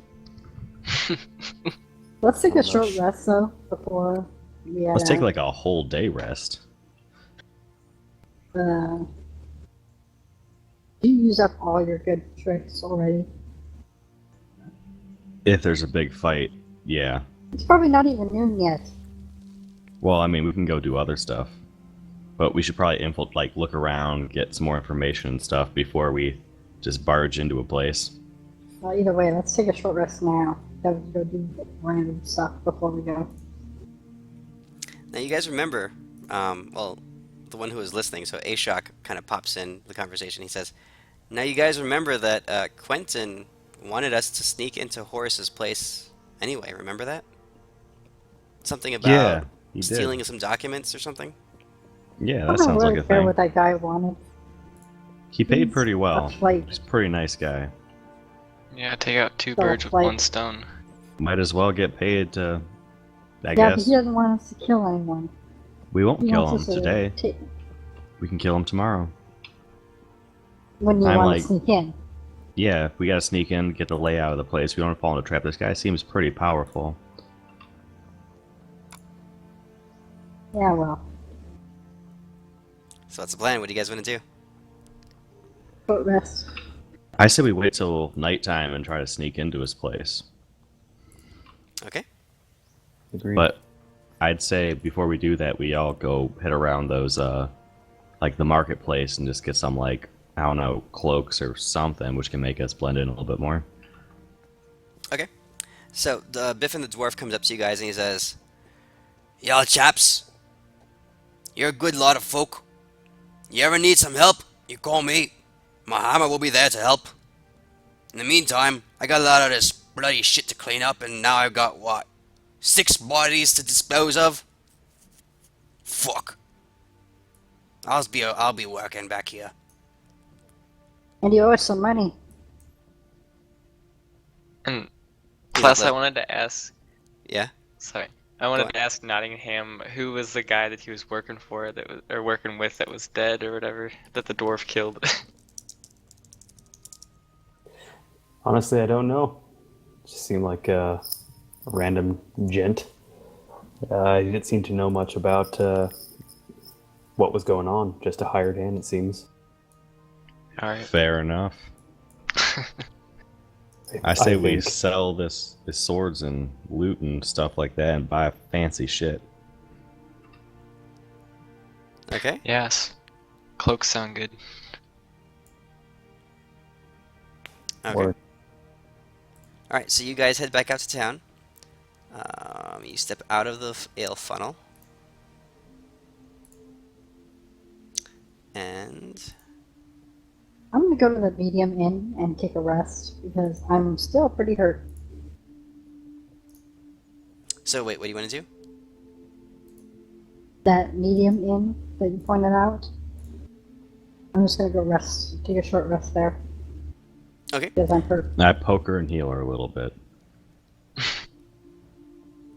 So while you're walking out the door, Deimos like pokes you in the back, and you feel some of your hit points come back. You walk over to the Calliope, which is this building right here. You No, walk the in. one down. The other one. That's the one down here is a tavern. It's like a well-to-do Oh, tavern. okay, then I'll go that one. The Calliope is an inn. You walk in there, and it's decorated in stylish but various shades of pink and white. There's festive music going on don't inside. want There's a to l- go. What? You don't want to go? I don't want to go to that one. That's No, where you I keep belong. saying that. Fuck you. As you're walking by, you swear you see the lady up in the balcony making eyes at you, Euphamia, and blowing you kisses. Ugh. Where are you guys going?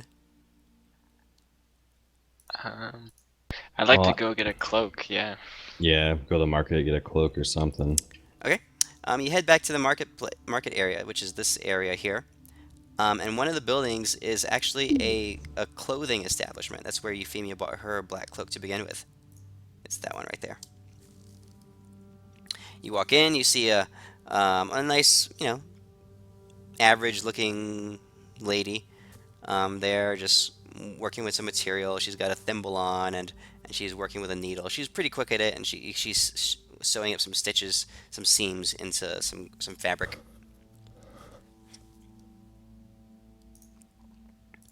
So what kind of cloaks you got in stock?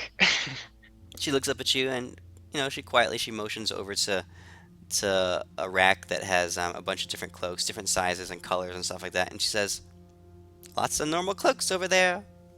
Where are all your not normal cloaks? Exactly. She looks up and she says, "Not normal cloaks?" Like your fanciest, most expensive, best cloaks. Oh. She points to the same rack. Is Right it the there. same rack? Yeah, it's the same rack. She points to the same rack. Lots of cloaks right there. I give her like a really satisfying wink and be like, you know what I'm talking about. You know, the cloaks. Okay, so roll. What is this? Are you trying to persuade? Or is it straight I charisma? am. Yeah, I'm trying to do persuasion. I mean, I might as well do the same. I don't think I get bonuses.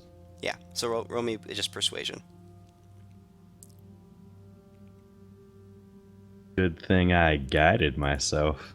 Ooh, ooh, ooh, ooh, ooh, ooh. Okay, so she stands up. She says, "The cloaks, like," she's trying to think. The only cloaks that come through here are, the town guard has certain types of cloaks. That's part of their uniform. Those are of more substantial material than normal everyday cloaks. Is that what you're talking about? Well, let's just say, are there any cloaks that give you little special properties? Oh. Oh. She pauses for a second.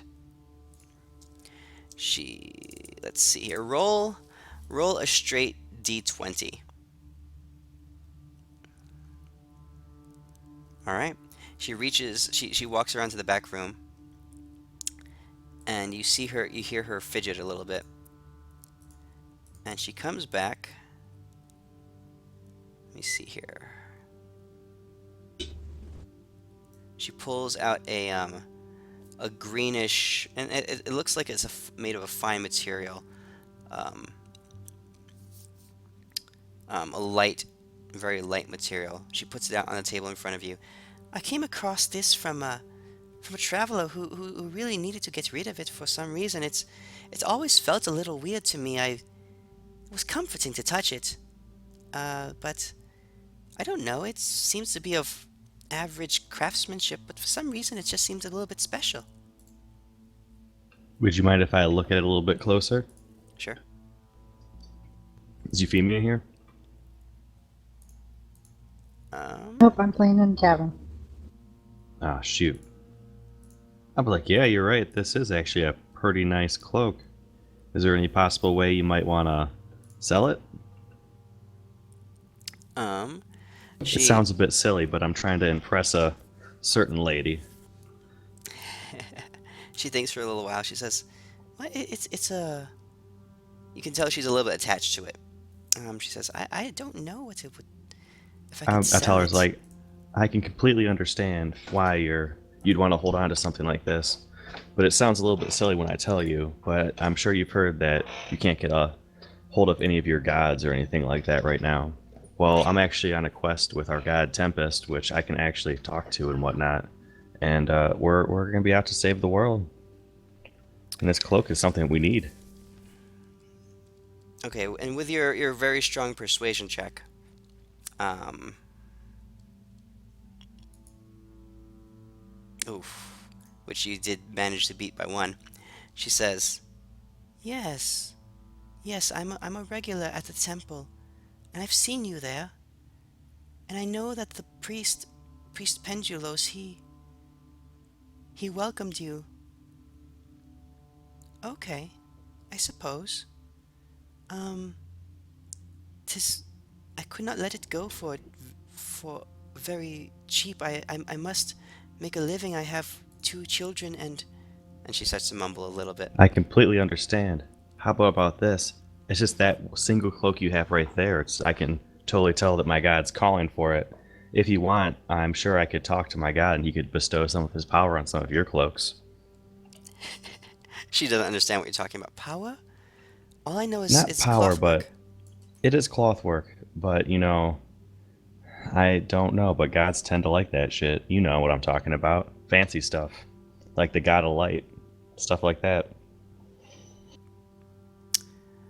I'd be more than happy to pay you gold, and in addition, to sweeten the load, I'll gladly ask the gods to bestow some power, or not power, but some nice stuff upon your stuff. Make one more persuasion check.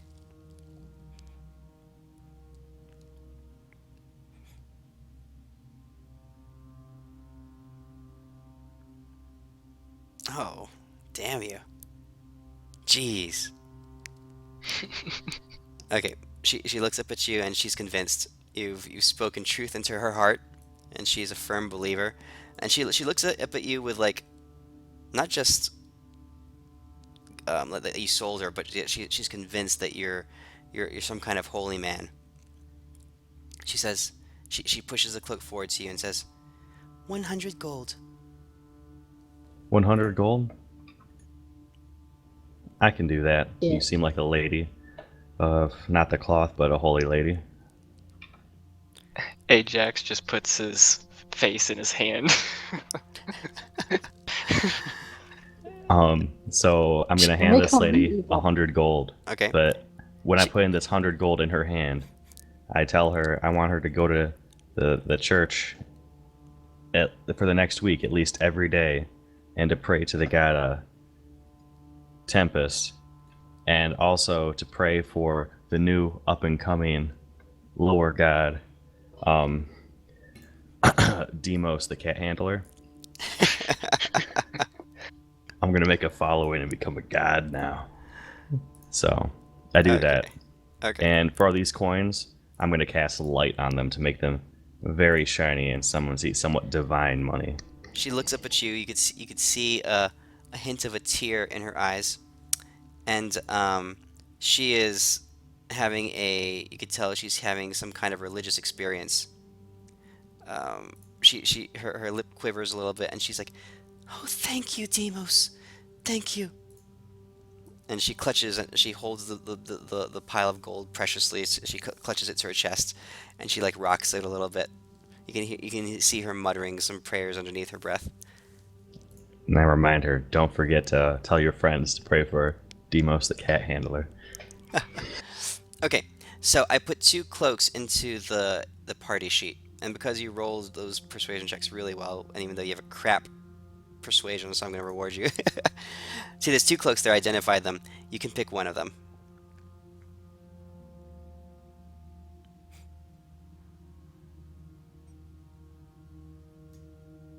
You said I can pick one of them? Yep. I think I'm gonna do the cloak of protection. All right, go ahead and drag that to your inventory. Okay, there you go.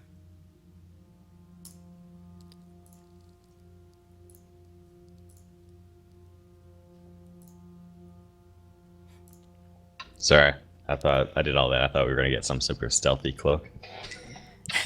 But Well, I'll take that +1 AC. The other one was a pretty stealthy Yeah, cloak. wow. It was. But then I looked at my stealthy thing, and I'm very unstealthy.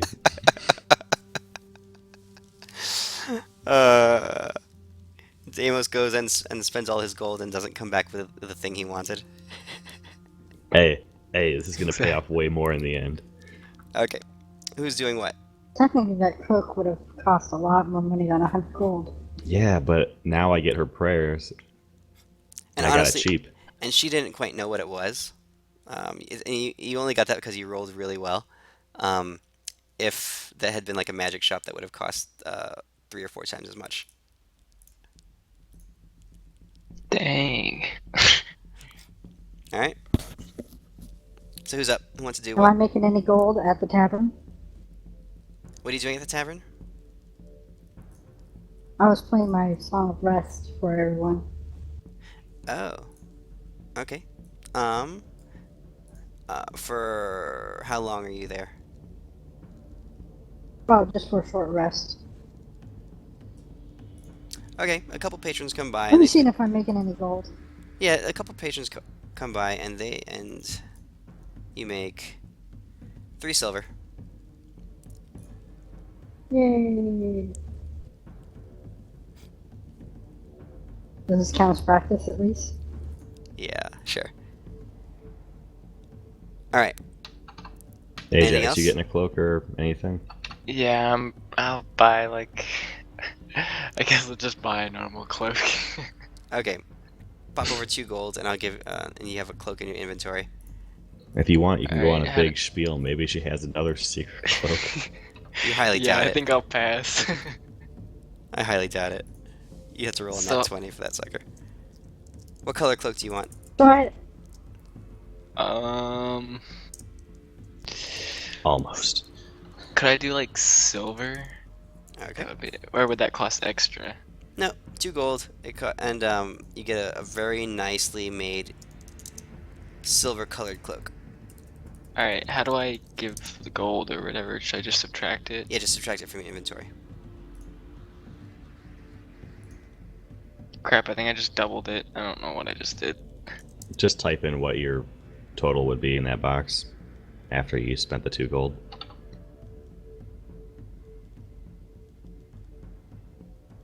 There you go. Cool, alright. after my little short rest playing thing, I'm gonna meet up with everyone.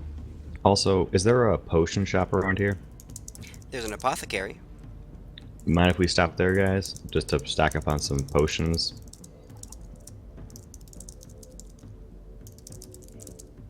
Sure, why not? Oh, I know, we're all Potions are kind of good. crappy healers, so... Yeah. So you go to the apothecary, which is just around the corner. We're talking like right about there.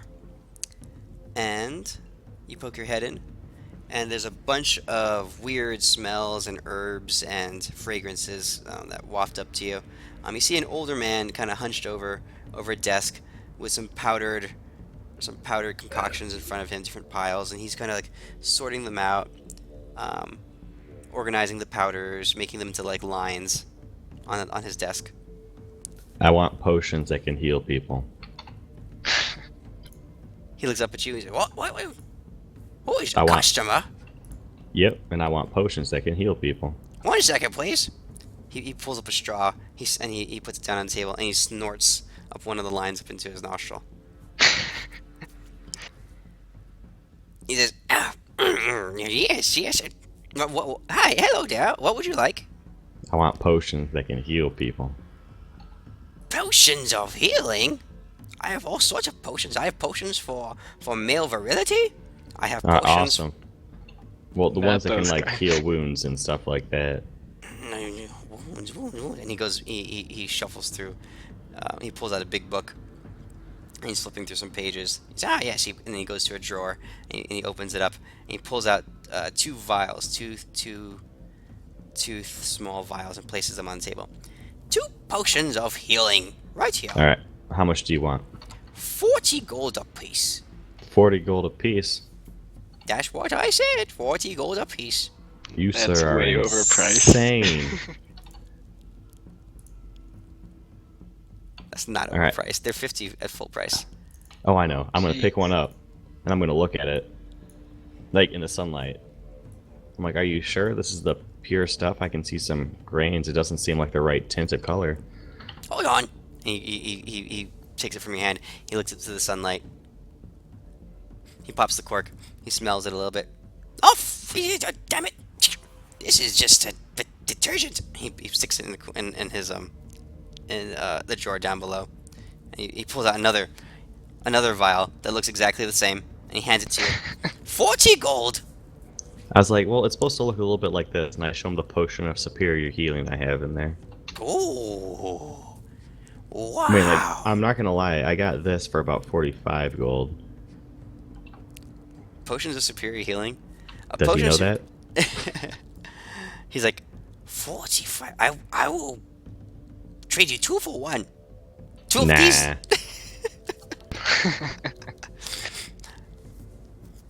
No? Oh, well, your loss. Oh, fair enough. What time do you close? He looks up Could and I he's like, do? Sorry, could I do like an intimidation? Try and do intimidation. sure, what are you going to say?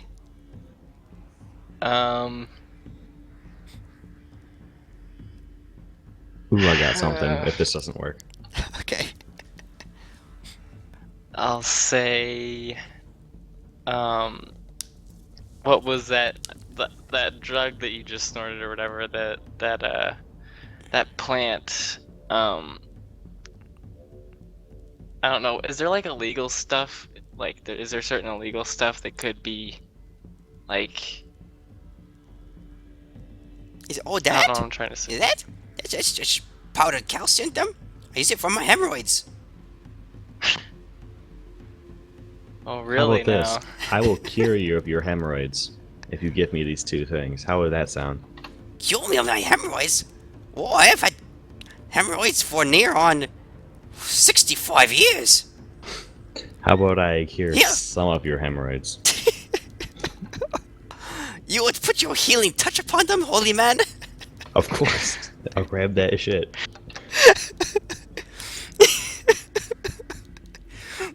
roll, I'm Where gonna are my leave super because I don't want gauntlets? to listen to this. roll Bye. persuasion. Bye. Oh my goodness. I'm like, sir, I am a man of the cloth. Okay, he's really buying it. Roll persuasion with advantage. It's a really low DC. You're gonna need a lot of cloth after this. A lot of clean cloth. Oh, there you go. Yeah, that's easy. He says, sold! Sold! And he says, 2 potions of healing, 15 gold apiece, and some... No. It was two potions of healings to where I fix some of your hemorrhoids. Just think of the money that you're going to be saving this, like, down the road. He looks at you, Yeah, you know. he stares at you in the face. He goes, hands! And he reaches down, he grabs your hands, and he looks at them. Let me see your hands! And he's looking at your fingers. He's inspecting them very closely. He runs his hand over your fingertips. Soft fingers. Good enough. Okay, deal. Yep. And he deal. hands Awesome. he hands you the potion of healing. He turns around and he starts to drop his pants. And that's when I walk This is out. getting awkward. All right, Ajax, I'm going to need you for this one. Nope. Run! Ajax, seriously, I need you to hold these things open. I mean, if Euphamia can do it, like, day in, day out, I'm pretty sure you can do it one time. Alright, fine. Nope. Somebody doesn't want to help. I'm gonna stick my gigantic superpower gauntlets on. Just roll medicine, man.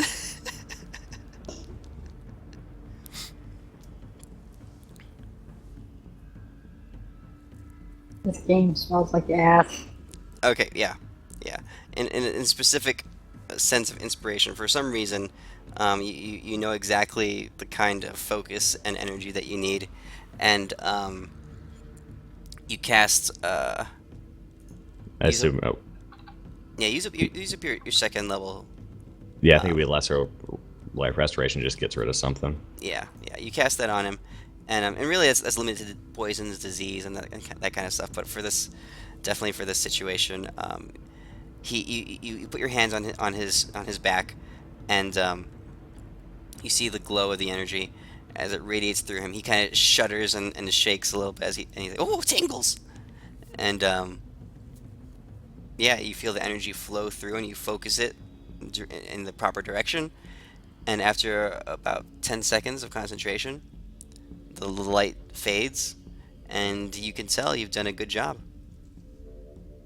He says, "Holy crikeys!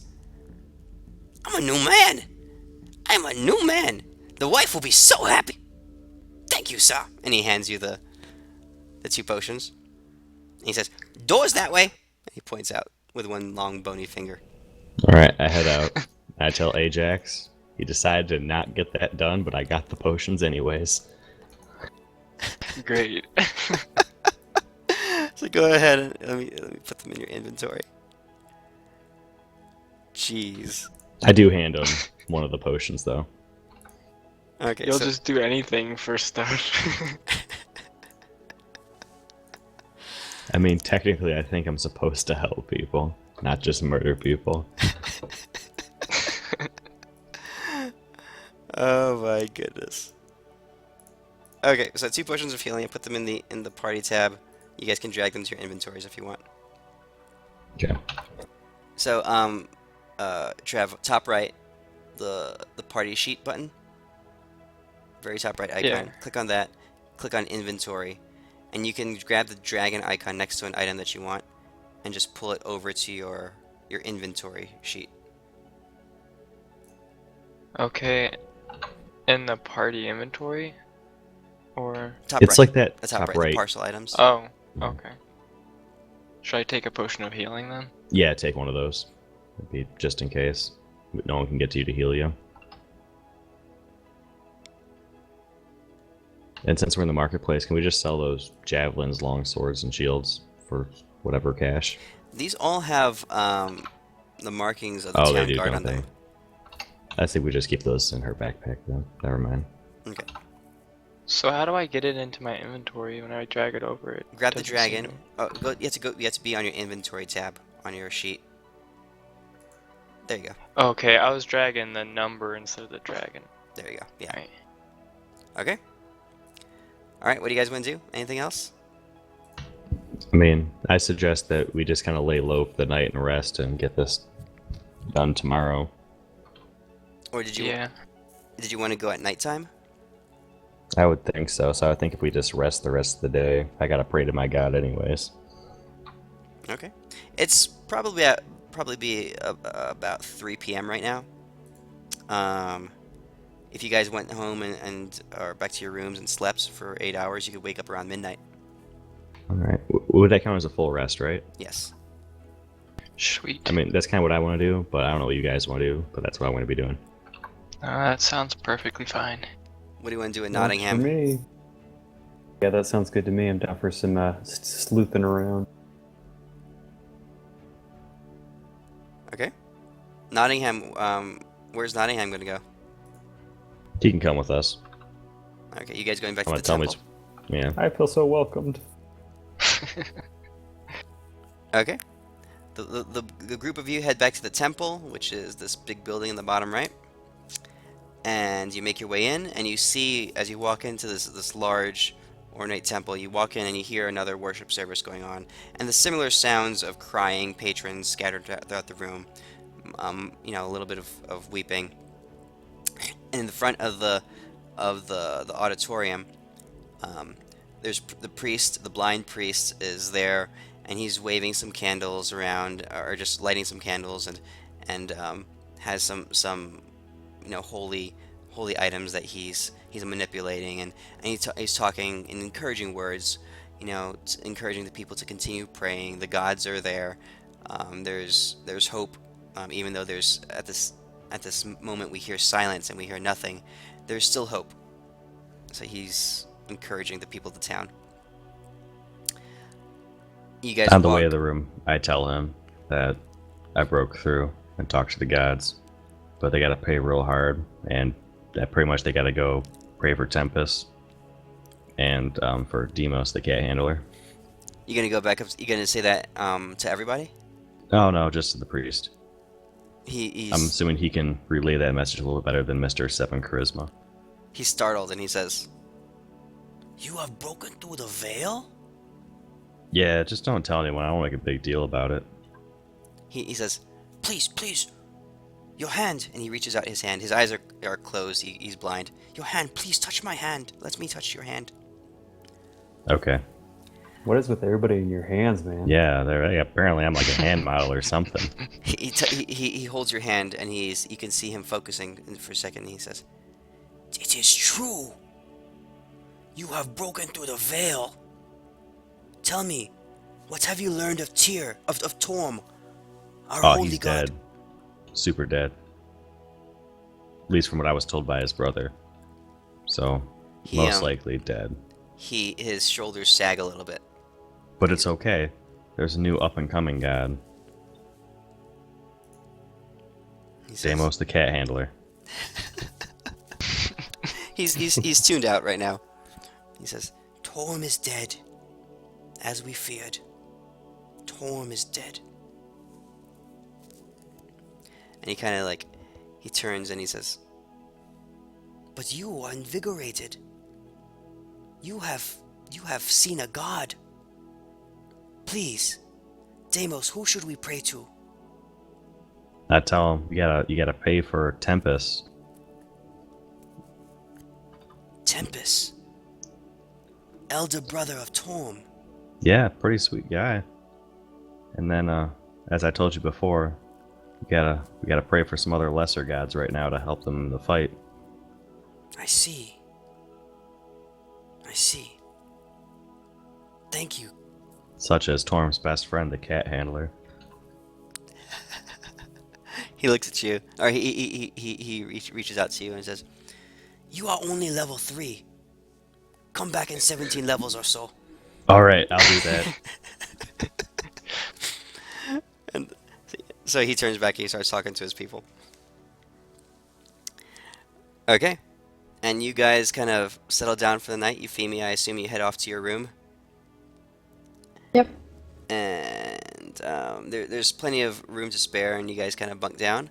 And you settle down for a nice, long afternoon rest.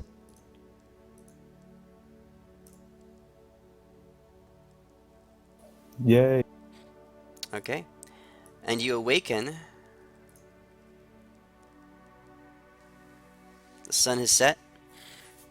There's a half moon, or more like a crescent, maybe a 1/4 moon in the sky.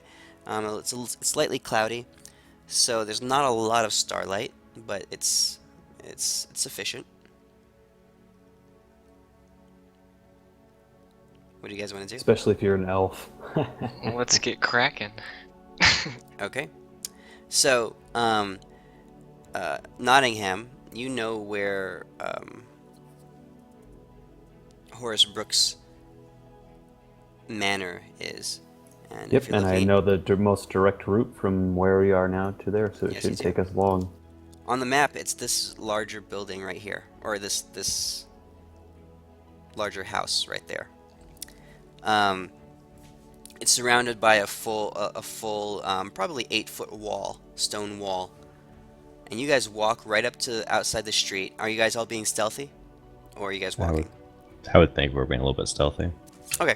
Yeah. Mostly so. Okay. With Nottingham in the lead, you guys all kind of try to sneak your way up, not making too much noise. You're looking around for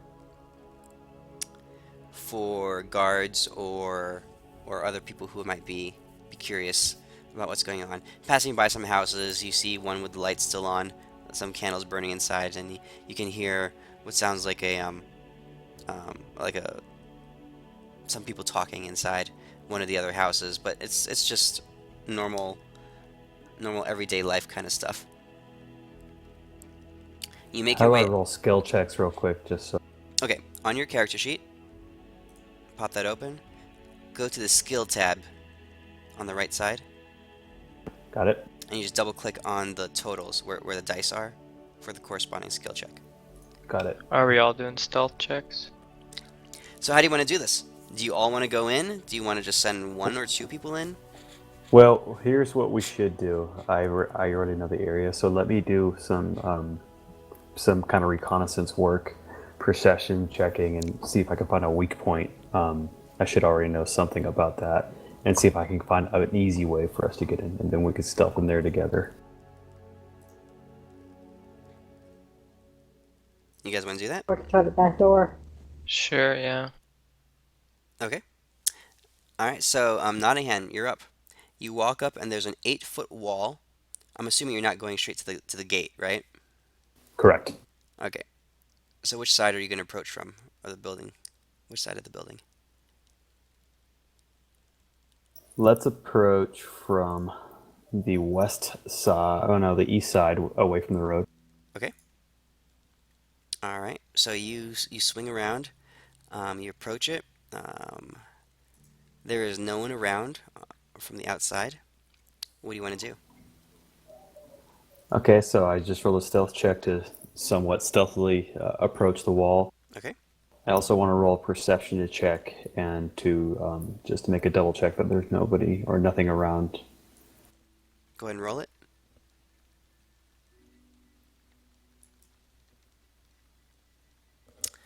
You pause in your tracks as you look around and you hear the sound of footsteps from around the corner, which would be on the north side of the house.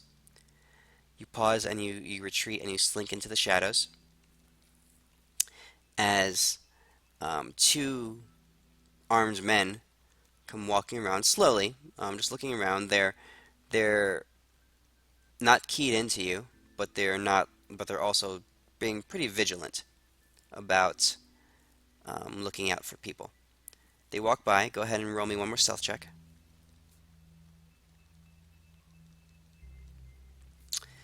Um, they pause in front near where you are, and they're chatting with each other, saying something about it being a quiet night. But and there's some rumors about some action happening in town earlier in the day. Um, but after a few seconds, they continue walking and they head back around and they round the corner and they're gone. Okay, I'm gonna walk as soon as they round the corner. Walk up to the wall and take a look and see if there's a point to climb it. Yeah, it's a rock wall, stone rock wall, and it's not mortared or anything like that. So you see fairly substantial footholds and handholds. Okay, I climb on up. All right, it's easily done for someone of your dexterity. You pop your head over. You're looking into a courtyard, um, dimly lit. Closer to the house, there are some torches burning outside, so there's more light in that direction. But you'd say from the east side, you're a good 20 feet away from the house, so you're still in shadows. Right now, from where you are, you cannot see anybody. Any shrubberies or anything that we might be able to hide in if I got us all in here? Um, Another shrubbery. yes, off to the back of the house, towards the back rear part of the house, there is a, a series of large rose bushes, and you figure that you can get behind them. I'm gonna go Microphone muted. sneak behind them myself right now just to do some reconnaissance work and then take a look for an entrance point from where the rose bushes are. Microphone activated. Okay, so you sneak in pretty easily. You sneak behind the roses. Careful not to get yourself pricked. You're right up against the right side of the house. So let me do this real quick here. Do I want to use a map? Do I not want to use a map?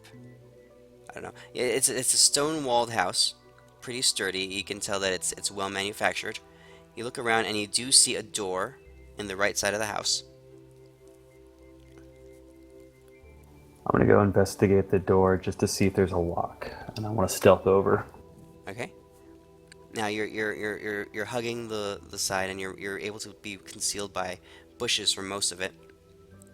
So and there's no one actually that you can tell in the area.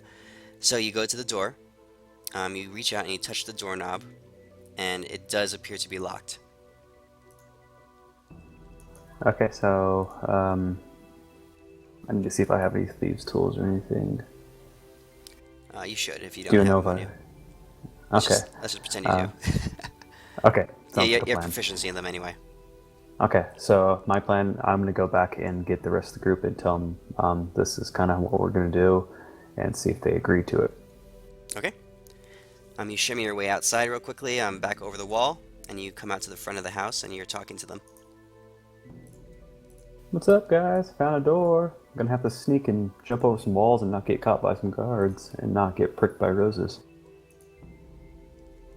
That sounds easy. Okay then. Wasn't terribly difficult. Great. Huzzah. Okay. You guys want to do that? Sure. All right. So you guys get to the walls, and The guards are not in the area. They're still on the other side of the house, so you guys can shimmy over the walls real quick. No checks allowed. No checks necessary. You rush over to the rose bushes and you're hiding back behind there. So right now, all of you are stationed out to the side of the house, pressed up against the wall, behind, kind of crouching behind some rose bushes. Go ahead, Nottingham, and roll. Sleight of hand. Yeah, we sleight of hand. Okay. Yikes. You jiggle the lock a little bit. Insert your thieves' tools. It's not really coming through, but after a few minutes, it takes longer than you wanted. But you are able to eventually work it and unlock the door. But you can hear a set of guards coming from around the corner. Okay, I'm going to quickly hide back behind the bushes with the rest of them so we can just kind of see what they do. Okay. A different set of guards coming the opposite direction. So these guys are going counterclockwise around the house. Poke around the corner. They walk up and they look around. Oh, you guys are lucky. They glance at the door real quick, but they do not reach out and touch the doorknob. Instead, they just keep walking, and they round the corner. Okay. Anybody else coming around? Can we hear any other footsteps or anything? Nothing right now. Continue to the door. Okay. You open the doorway. And is everyone else going in with you? If they'd like. I'm gonna go with him. Yeah. Start going last. Okay. Let's do it. Let me bring this Okay, up here real quick. Maybe that's why. Piece of crap. There we go. Ah, I figured it out. Okay. Okay. So, you guys are here. And while that loads, I'll cut this mansion out.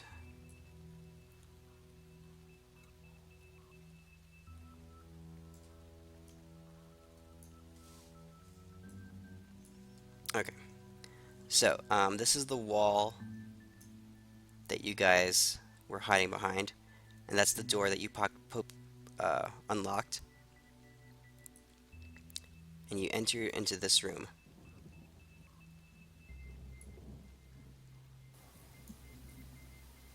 Okay. Looks to be some kind of kitchen. That's usually how you enter buildings.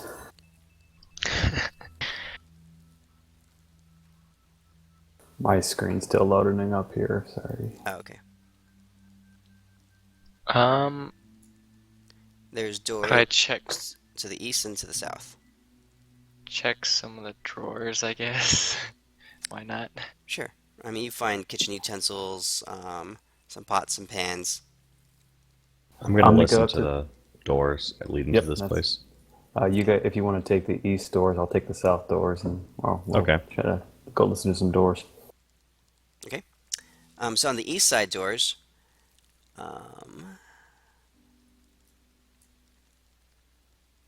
you don't hear anything. It's late at night. The house is quite quiet. You can't hear anything through the door on the, let's see, which would be this one, I guess is what I was talking about. Okay.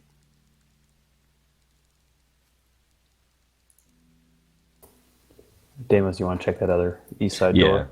Yeah, I'm checking the other door. Okay, so which one? This one? Yeah. Okay. You listen to it, and there's absolutely no sounds coming from behind it. Okay. I signal that there's no sounds. Sounds like a good door to try out. Okay. You guys, are you opening it? Real slowly. Yes, indeedly. Stealthily. You pop it open, and you see a staircase going up. All right. I'm gonna walk down, just look around the corner, just sticking my head around. Yeah. Now, Nottingham, you've seen a lot of this layout before. You know that Horace Brooks's office and bedroom are on the second floor. So that you do know. Okay, got it. Just. Bye. I'm gonna ask the elf, Nottingham, if Horace has like a wife or something. That you don't Would I know? No, that you don't know that. All right. Should we go up this way then? So he says no. He doesn't know. Yeah, I don't know. Should we check it out? I Do you feel want to like- send me? Why don't you send me first for reconnaissance, and I'll take a peek. Okay. Yeah. Stealthily my way up, sir. Okay, you stealth up the stairs, and it takes a turn to the left, before it rises to the top. Now, can you roll me another stealth check? Oof. Oh shit. Nice. Oof. Wow. Yeah, you don't even hear yourself walking. I am the wind. Yeah. Okay. So you pop up around the corner on the second floor, and you enter into this little room at the top of the stairs. Right there. Okay, perception track to look for any kind of trap. Alright, roll it. No traps. No traps on any of these doors. This is a private residence. You gather that people don't usually trap their private residences. My line of work from the rich folks. Okay, I'm gonna go listen at all the doors, starting on the northeast side there, and the north, and in the west. Okay. Northeast, you hear nothing coming through that door. Does he seem the messed north. up to anyone else? Yeah, his Or voice just because he's. Yeah. is breaking up a little bit, but it's okay, I can hear him. Yeah. It works. Okay, so now the north door Yeah, you don't hear anything behind it. and the east door. East door, you don't hear anything behind it. Sorry, the west door. Oh, west door? Absolutely nothing. North door, sorry. North door, you listen to it. And, 16 perception. Yeah, you hear, with your elven hearing, you hear heavy breathing, as if someone were sleeping through that doorway. On the north. On the east and the west, Okay. you don't hear anything. Sounds good. I'm gonna go downstairs and grab the rest of the group, and we're gonna quietly make our way up back to his room, Okay. if they'd like. Yeah, I'm gonna go upstairs. Yeah. Yep. We're gonna try the west door first, Alright. because it's furthest away from the snoring. It swings open, and you see a hallway. Damn it. Where did you hear anyone sleeping or anything? I didn't hear anything in this door right there. Was somebody in the door to the north. Somebody snoring, but nothing coming out of the door next to it. Should we check that other door first? I'm gonna head over to the north door and sneak in and try to look inside. You can try to open it. Yeah. That's where the person was, just FYI. Okay.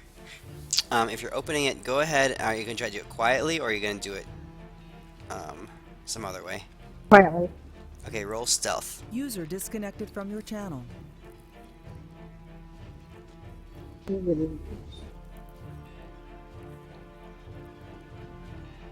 Alright. Quiet as Nice. the night, the door swings open slowly. You gaze in, and you see a bedroom, a pretty large, lavish bedroom, decorated nicely. There's finery along the walls. This is obviously a wealthy kind of master bedroom. Over there across in the bed, you see a large form in the bed. You can't really tell from this angle who it is or even what gender the person is there, but there's some heavy breathing. Can I sneak over there and look at them? You walk over quietly, and you make your way across. And I'm going to just roll this. Damn. You look down, and you see an older man, kind of just lying in the bed. He's fairly heavy set. I've met the guy. Yes, What's his name? Amlo? this is Horace That him? Brooks. Yes, So it is the guy I've met before. yes, this is Horace Brooks. Okay. Oh, we're gonna finish anything? You could slit his throat. Yeah. You guys are totally metal.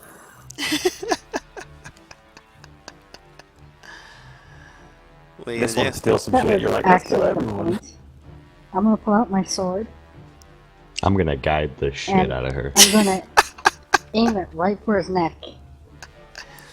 Or we could kidnap him. No, I'm just gonna Just cut his saying head What we off right could here. do. Oh, damn you guys! You gonna screw up my whole story. The blow of the Dungeon Master. Okay, let me see here. 19 stealth. Alright, to pull out your sword. It's 22 stealth. Yeah, 22 by stealth. the way. To pull out your sword and to get it in position quietly. Let's go sleight of hand. Oh, come on.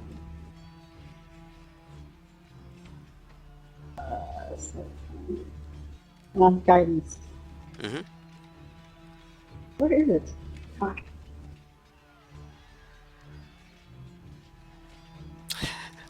Take that +4. Oh, D4. damn it.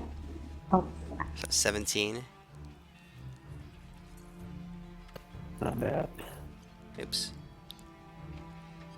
Here, I'll do that one more time.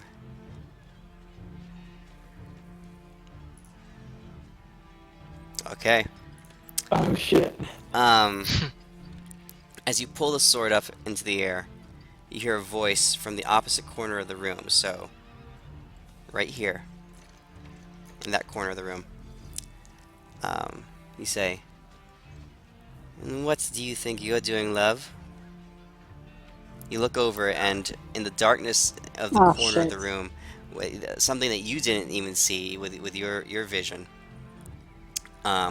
is that elf On the in damn bar. completely black leather, with a Oh. shock of white hair, looking at you from the corner. He says, Fucking drow. "Do you think you might be trying to do something that you oughtn't do? I wouldn't want to wake my employer here."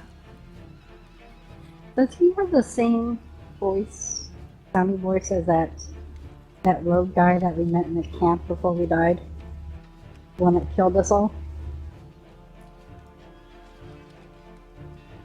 I don't know. There's only so many voices I can do. Oh, okay. Well, I But no, wasn't it's sure not if that you were guy. making him the same guy. No, it's not the same guy. Okay.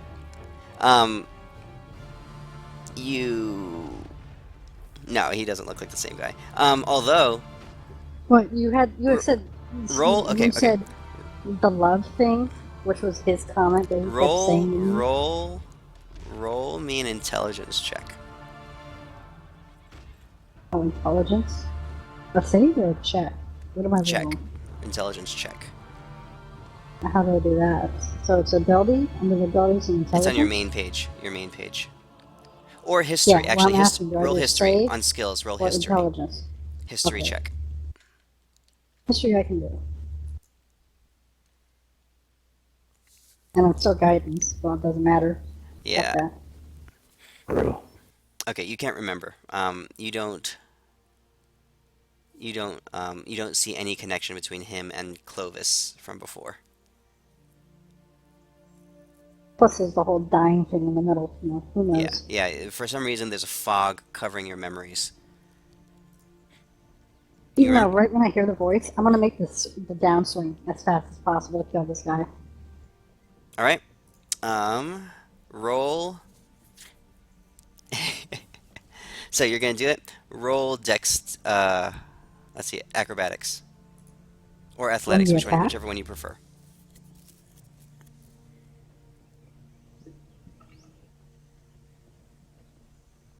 Fuck. Yeah. I mean, he is kind of standing still. Isn't it pretty much an auto hit for a coup de grace?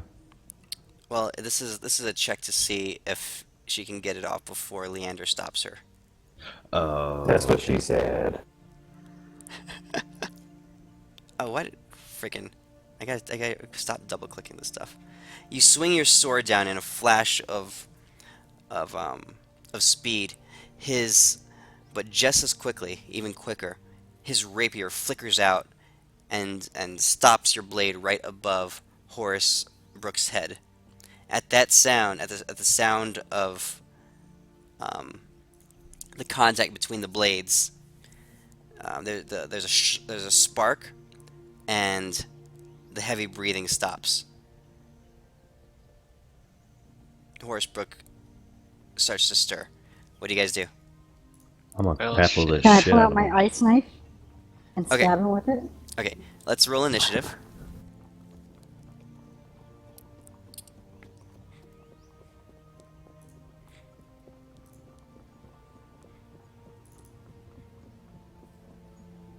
There's a dwarf in our initiative. I'll take him out. He's still in there from last time. Biffin the Dwarf. That's his full name, Biffin the Dwarf. The artist formerly known as Biffin. Yeah. Okay. Not so racist. He's the dwarf. um. Okay. Ashok from the hallway. He kind of pulls his bow out, and aims it at Leander and readies it. Um, still not quite sure Who's what you guys are Leander doing. again? Oh Still not quite sure what you guys are doing. He just cocks it out there and says, "You just want to stop right there, buddy. I've got you in my yeah. sights." Shoot him! I just tell him to kill him. Okay, he's kind of looking back and forth. Oh, come on, Ashok. Ashok's a good guy. Fucking. His alignment, he has a good alignment. Ajax, what do you want to do? Um. Uh. Kill the old guy. I don't want to kill him though. We should kidnap him. Well, like, slice his legs off or At something least so he kill can't the run. freaking rogue drow guy. He's gonna kill us no matter what we do. Alright, so I guess I try to attack Leander. Okay. Are we gonna be on the map? The map is kind of small. Let's just all do this on the combat tracker and use the map as a Ah. visual. So go ahead on the combat tracker. You can control click Leander.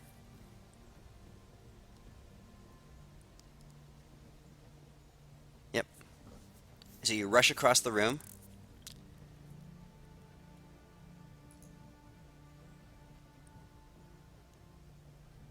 Alright. Go ahead. Tell me what you do and do it.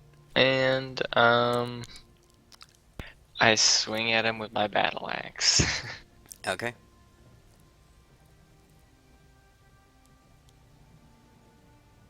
Nice.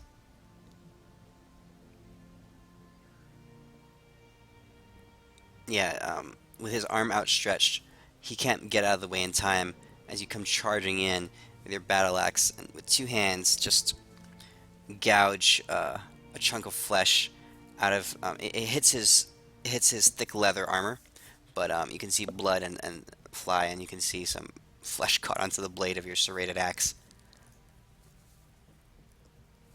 Alright. Okay.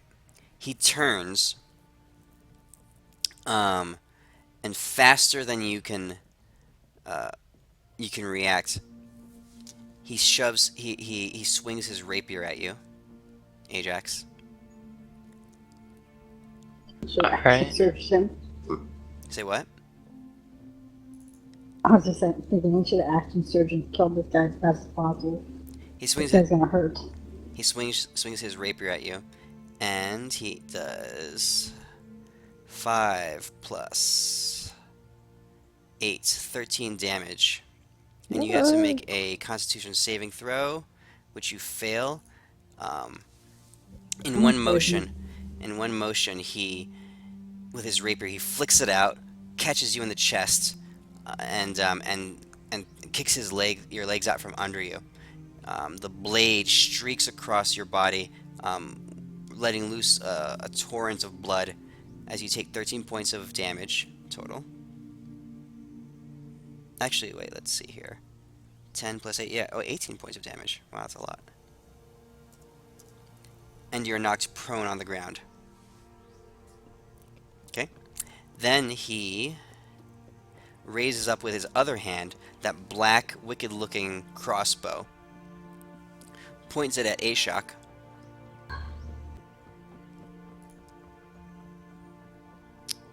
and fires.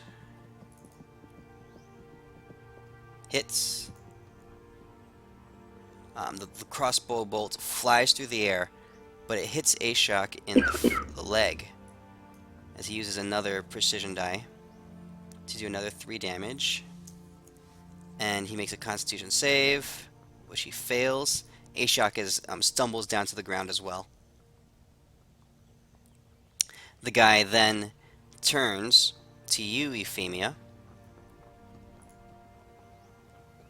Actually, no. He'll use his bonus action to plug one more crossbow bolt into Ashok.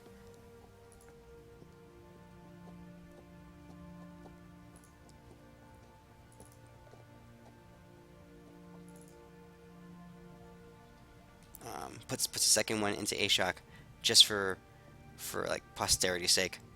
He then then drops that hand to the side, leaps across the bed in one nimble motion to the side that you're on, Euphemia, using his action surge, and attacks you twice with his rapier.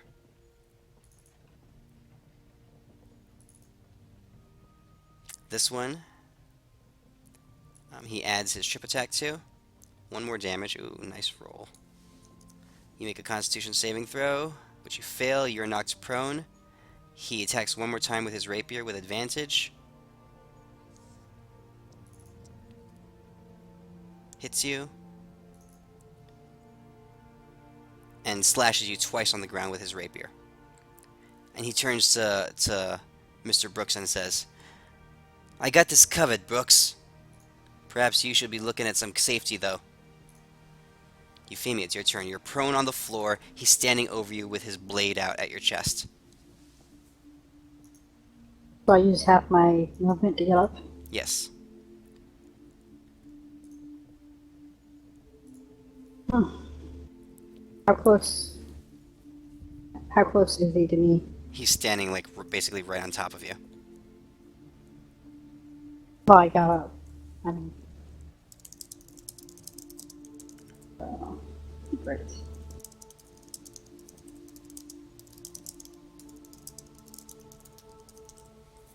What? What? No. Wait, sorry, what did you say? I was typing. No, you're reading. I was reading that. I thought you said I don't have a feet. And I was like, I was talking to Nottingham. So where's the fat guy? Fat guy's in the bed still.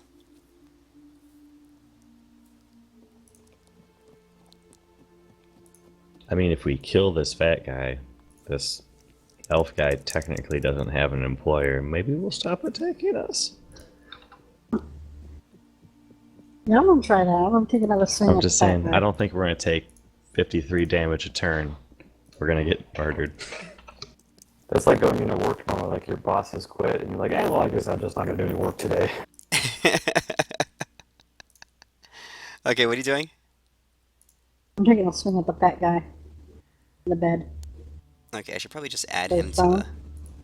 to the. Okay.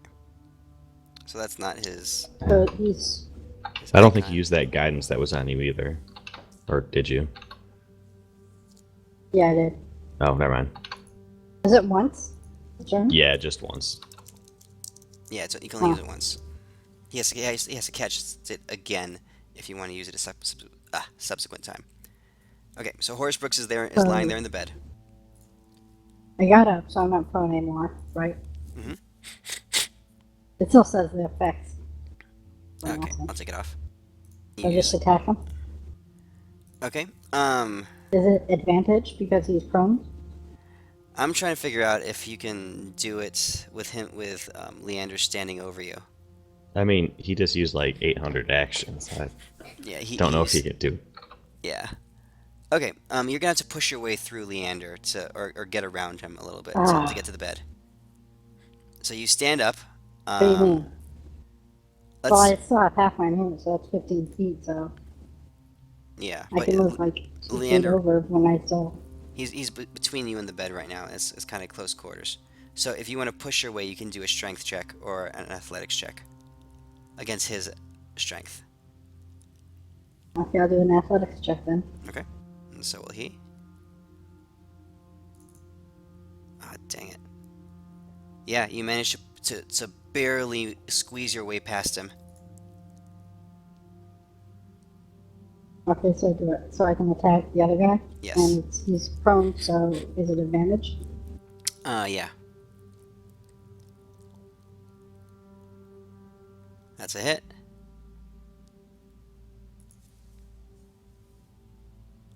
Okay. You bring your blade down, and there's a big splatter of blood as...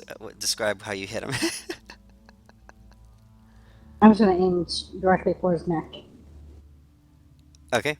Yeah, you cut his neck wide open. There's the artery that travels up the neck is severed there, and it's just like spurting blood along with a heartbeat. It's slowly painting a splatter of blood on the wall with each heartbeat. Spritz, spritz, spritz, spritz. Damn, you guys is crazy. So I'm going to use my bonus action to healing word, level 2, myself. So, where's the fucking word? So, wait, what? You had to horse. Okay. Yeah, you had him targeted. Okay, but I'll take the hit points off, so you heal yourself for 4. Okay. No, I did level 2, so I get Oh, yeah, cast it another. again. So I get 6. Okay. Yeah. Nottingham is And I tell him to put down his weapon. Your boss is dead. Okay. Just leave, and you're able to go free. He's upset. He stands up. He says, "I'm not used to having my employers terminated in front of me. You she-elf. Who's an ass? Who gives a fuck? There's such a thing as professional pride." What? And working for him was prideful? Okay, you're trying to persuade him to not basically keep attacking you. Right? Obviously. Alright, roll me persuasion.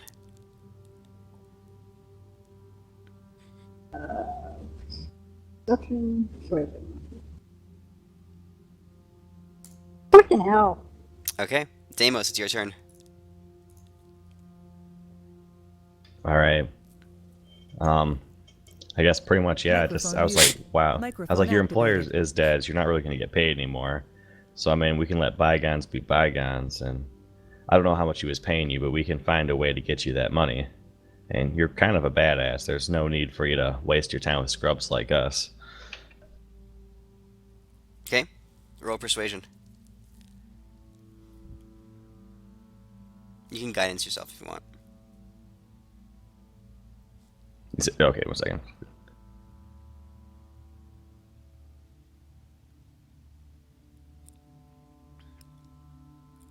Nope. He looks completely undeterred. He starts to move into position, and you can see him Oh shoot. fixing another crossbow bolt onto I didn't mean to his. guide myself. I meant to actually put Bane on him if it didn't work. The Bane persuasion. Is that possible? Have a take back or What does no? Bane do? It was just the thing. He has to take a Charisma DC 13 check, and if he fails it, he subtracts 1d4 from his rolls to hit and some certain action type of things. It pretty much gives like us a chance to maybe survive. Okay, so he's gonna make his charisma saving throw Considering right now. that, What's the DC on it? Well, 13. Oh, he passed. Yeah. okay. All right. So he passes you. He ignores your persuasion. Um, you flick out the Bane spell, and he shrugs it off. All Now, right. can I use my Cleric War Priest thing for the bonus action to try to Sure. grapple him? Sure.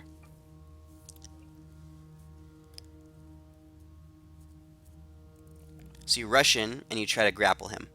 He's going to respond with a dexterity save, or contest it with his acrobatics.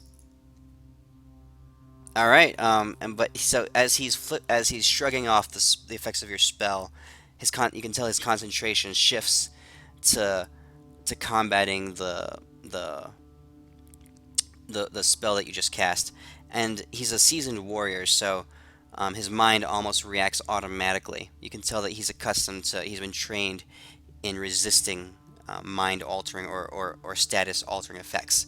But what he wasn't expecting was the 1-2 punch of the spell and then you charging in with the grapple. So you're able to wrap your arms around him and hold him in place. Sweet. All right, Nottingham.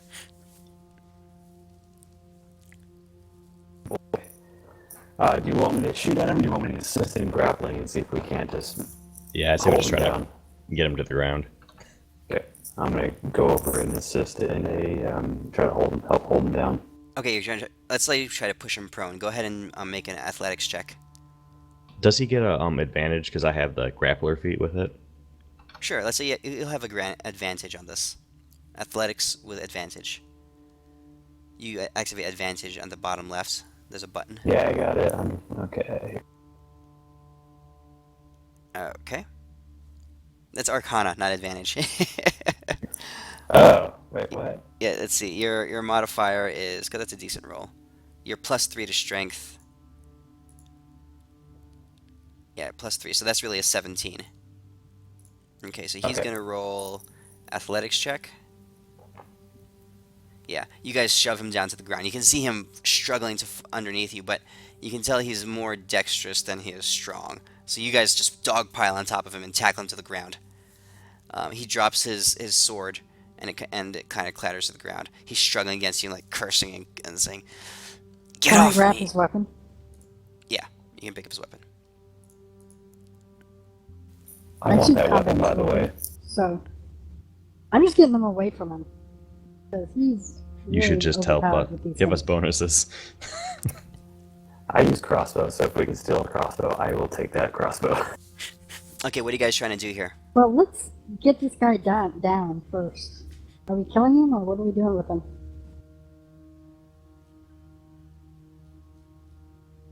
Okay, Deimos, or someone, if you want to try to talk him out of it, I'll let you make an intimidation or persuasion check or something with advantage. All right, someone else should do it. I'm very bad at these. I'm gonna preach to him of Elistray and tell him that he should stop fighting, Okay, join the rest of the drow, and fight for their goddess. all right, persuasion check with advantage. Do any of us have good charisma in this group? Yeah, Euphemia, she's a bard. Called the Bard. Oh, perfect. When I can roll more than a 1. With Just advantage. never. You're a brutal bard, Euphamia. There you go. He stops struggling as Euphemia,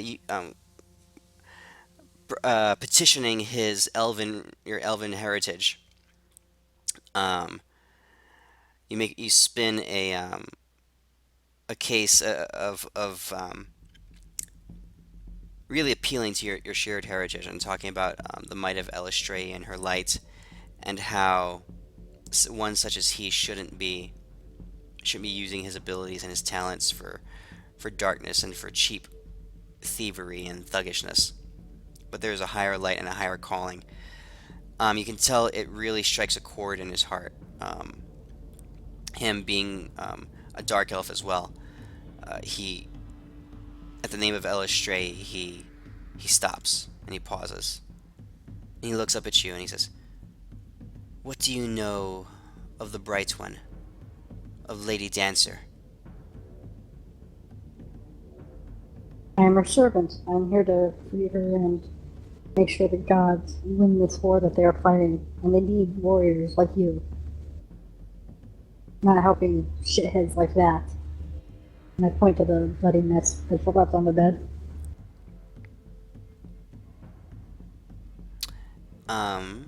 He says, "You elf, she-elf, what sign do you have of Elistray? How do I know that you are not just saying her name to try to appeal to my heritage?" I show him that amulet. But I'll strike. Okay. At that, he sees it. His eyes widen a little bit, and he nods his head. He says, "You are her servant, as I used to be. But yet, I know of her goodness. Very well. I submit." Alright. Can I insight check him? Yes. I mean, you rolled a Is there 25 on your advantage or persuasion. anything? Or? Yeah, you rolled a 25 on your persuasion. You don't even need to Wow. do this. He's convinced. The fight is gone from him. So You said the fight was gone his from him? fancy crossbow. Okay, so let him go. Experience. Yeah, I don't want to let This him guy go. seems like a full level.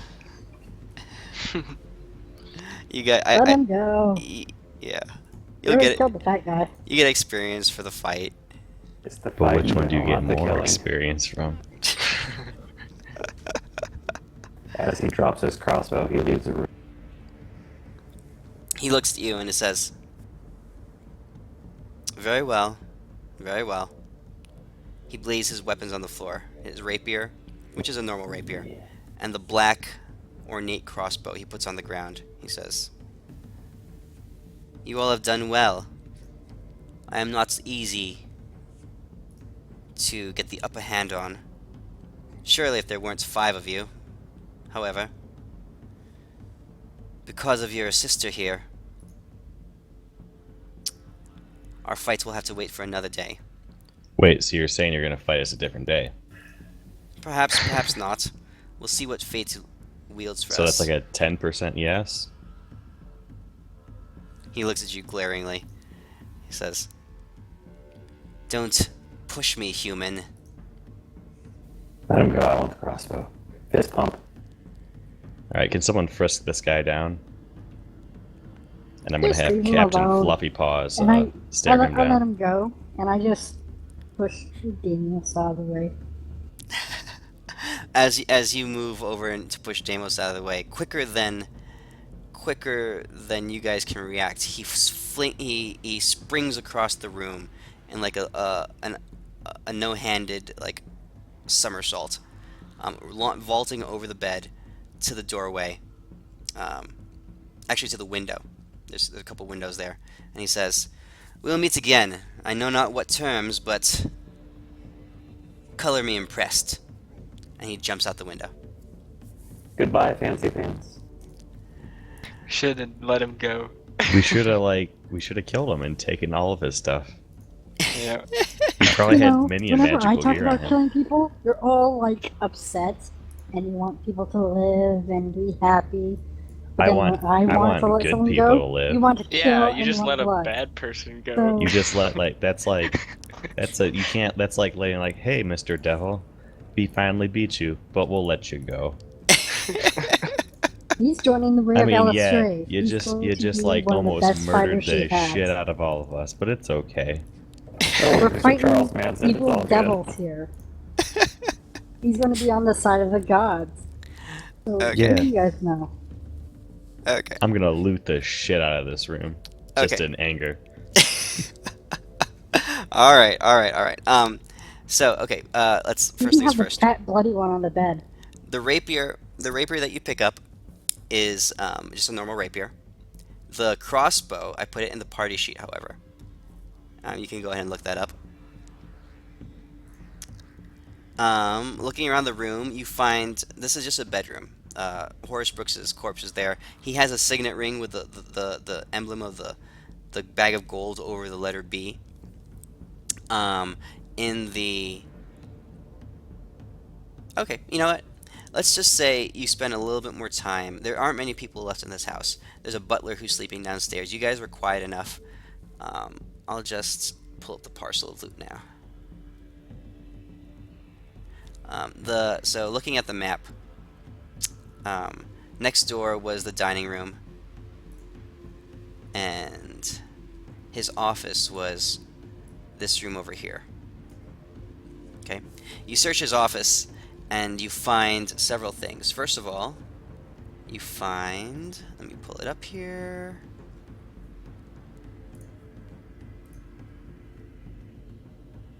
I'll throw it in the party tab. All that stuff.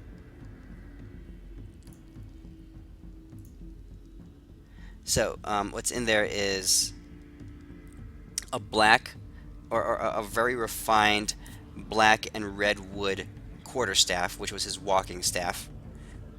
Careful inspection of it shows that it does have some powerful properties. You find a small gold bracelet, which it was on his wrist. In the office, you find a small mirror in a painted wooden frame, which is worth a little bit of gold. But rifling through the desk and drawers, you find basically a locked drawer that after some careful lockpicking work by Nottingham, you pop it open and you find 2,000 gold, 1,200 silver, and 1,500 copper inside, along with some papers and documentation detailing some of the things that he was doing in town. Basically, this is some money that this is his current stash of money, but he has a lot more in various ventures. He's been extorting some here. He has deals going on, some money that's payable, some money that he owes. You find a bunch of records along those lines. You also find records of basically his blackmail folder that has dirt on various figures in this town and elsewhere as well. It names several people that were in his employ. It talks about, you find a file on Silas Ablett, who's the governor of this town, and it talks about his lineage. And basically, his claim to power is that he is of noble birth. The Ablett family has been a long line of royal blood in this area, but the documentation shows that his claim to his bloodline is actually weaker than someone else in town. Basically he's his uncle was not the first in line, and that there's someone with a greater claim to authority in this town. Cool. Okay. So I'm gonna take all the paperwork and the blackmail documents and stuff, and I'm gonna put it in my bag. Okay. Go for ahead. safekeeping. Yeah, just go ahead and note that. Split Do you all have any the gold. opposition to me taking that Plus, I'm crossbow? gonna take. Yeah, it's all yours. Go ahead and just drag it to your inventory. Can I take all the? Neat. What items are considered magic? The that quarterstaff. we found? The quarterstaff is magic. How Do you- about the bracelet? Is that magic? No, that's just just worth 25 gold. The painting is worth 25 gold also. Might want to hold on to that painting. Maybe it Okay. means something. Probably not. Well, I'm gonna take the quarterstaff, and do I have time to try to ritual idea? You could use a spell slot to do it instantly, or you can take 10 minutes to do it now. But it's in 10 We minutes. should probably inside get out the of house. here. Yeah. Yeah. Well, do we have time? Is anyone coming up? Right I now say you don't we hear just anything. get out and then do it. Well, I'll take the quarterstaff and I'll hold it for now, just until I ID it later Okay, go ahead and put it in your when I inventory. have the time. Alright, yeah, just drag this up to your inventory. I'll divvy out the gold. Damn. Alright, and actually Nottingham, let me give you some of this as well. Neat. Alright. So, it's dark. You guys were in there for not terribly long, but you pulled off a really quiet murder and theft. And you're able to slip out without anyone noticing. You evade the guards with Nottingham's help. And it's 1 a.m. I'm assuming you head back to the temple. That's where I'm going. It is literally almost 1 a.m. So yeah. Okay. All right. So that seems like a pretty good Yeah, place I'm to gonna. go ahead. Can I ID it before we sleep? Yes. Yes. All right. You ID this sucker. It's a +1 quarterstaff. Okay. All right. Sell it. Now there aren't many magic weapons that you guys have. This is a magic weapon, just so you know, Hold on to it. in case you ever need to fight something that was immune to You magic. always need something to Oh, burn I'm down fine. that fire, I mean something. you know? Hey, Mark, isn't that vicious crossbow magic? It is. I got like fists of radiant damage. What's that Fist thing of ID? magic. What, Was the Euphemia? crossbow ID? Yes. Oh. Okay. And that's where we'll call it for tonight, guys. Thanks for sticking around. You have a new party member, Nottingham, and welcome, Trev. Thanks for joining us. Yeah, it was fun. Good, good. We will pick this up next week. I'm not sure exactly what's going to happen next. You guys managed to bypass a big encounter with Horus and his whole army, Killed basically. an NPC. Yeah. Killed the NPC. Did All we right. get all the experience then? Yeah. Let me hit you Oh guys no, up. I'm just joking. For the whole army, right? Oh. No. No, not for the whole army. Yeah, let me drop Hopes some. and dreams. Let me drop some experience on you guys. Hey, we avoided battle with plenty of guards too. Don't forget that. Yeah, let me drop a buttload of experience on you guys. By being sneaky. Holy shit. Congratulations, you are level 4. Hot dog. What? Really? Well, Yep. damn. We should bypass stories all the time. Okay. Sneak around all Dude, you guys were problems. against me killing him. So No. We were for it. I didn't know why you didn't want to do it. What the fuck ever. I'm just saying, thank Go pet God your we pussy. somehow pinned this guy to the ground or we would have died. Deimos, there was a bonus experience in there for the hemorrhoid scene. Aw, yeah. Joke's on you guys. I blame Ashok for not even shooting that asshole. If he were here, maybe he could have made the moral decision himself, but I wasn't gonna do it for him. Okay, guys. Well, I almost got him killed. Good Okay. night. Good night. Thanks. Thank you, everybody. Alright, for yeah. having me, Thank guys. you. Yeah. I'll see you tomorrow. Good I'll playing tomorrow, tonight. next Hey. week. Alright, bye. Good plan. Yeah.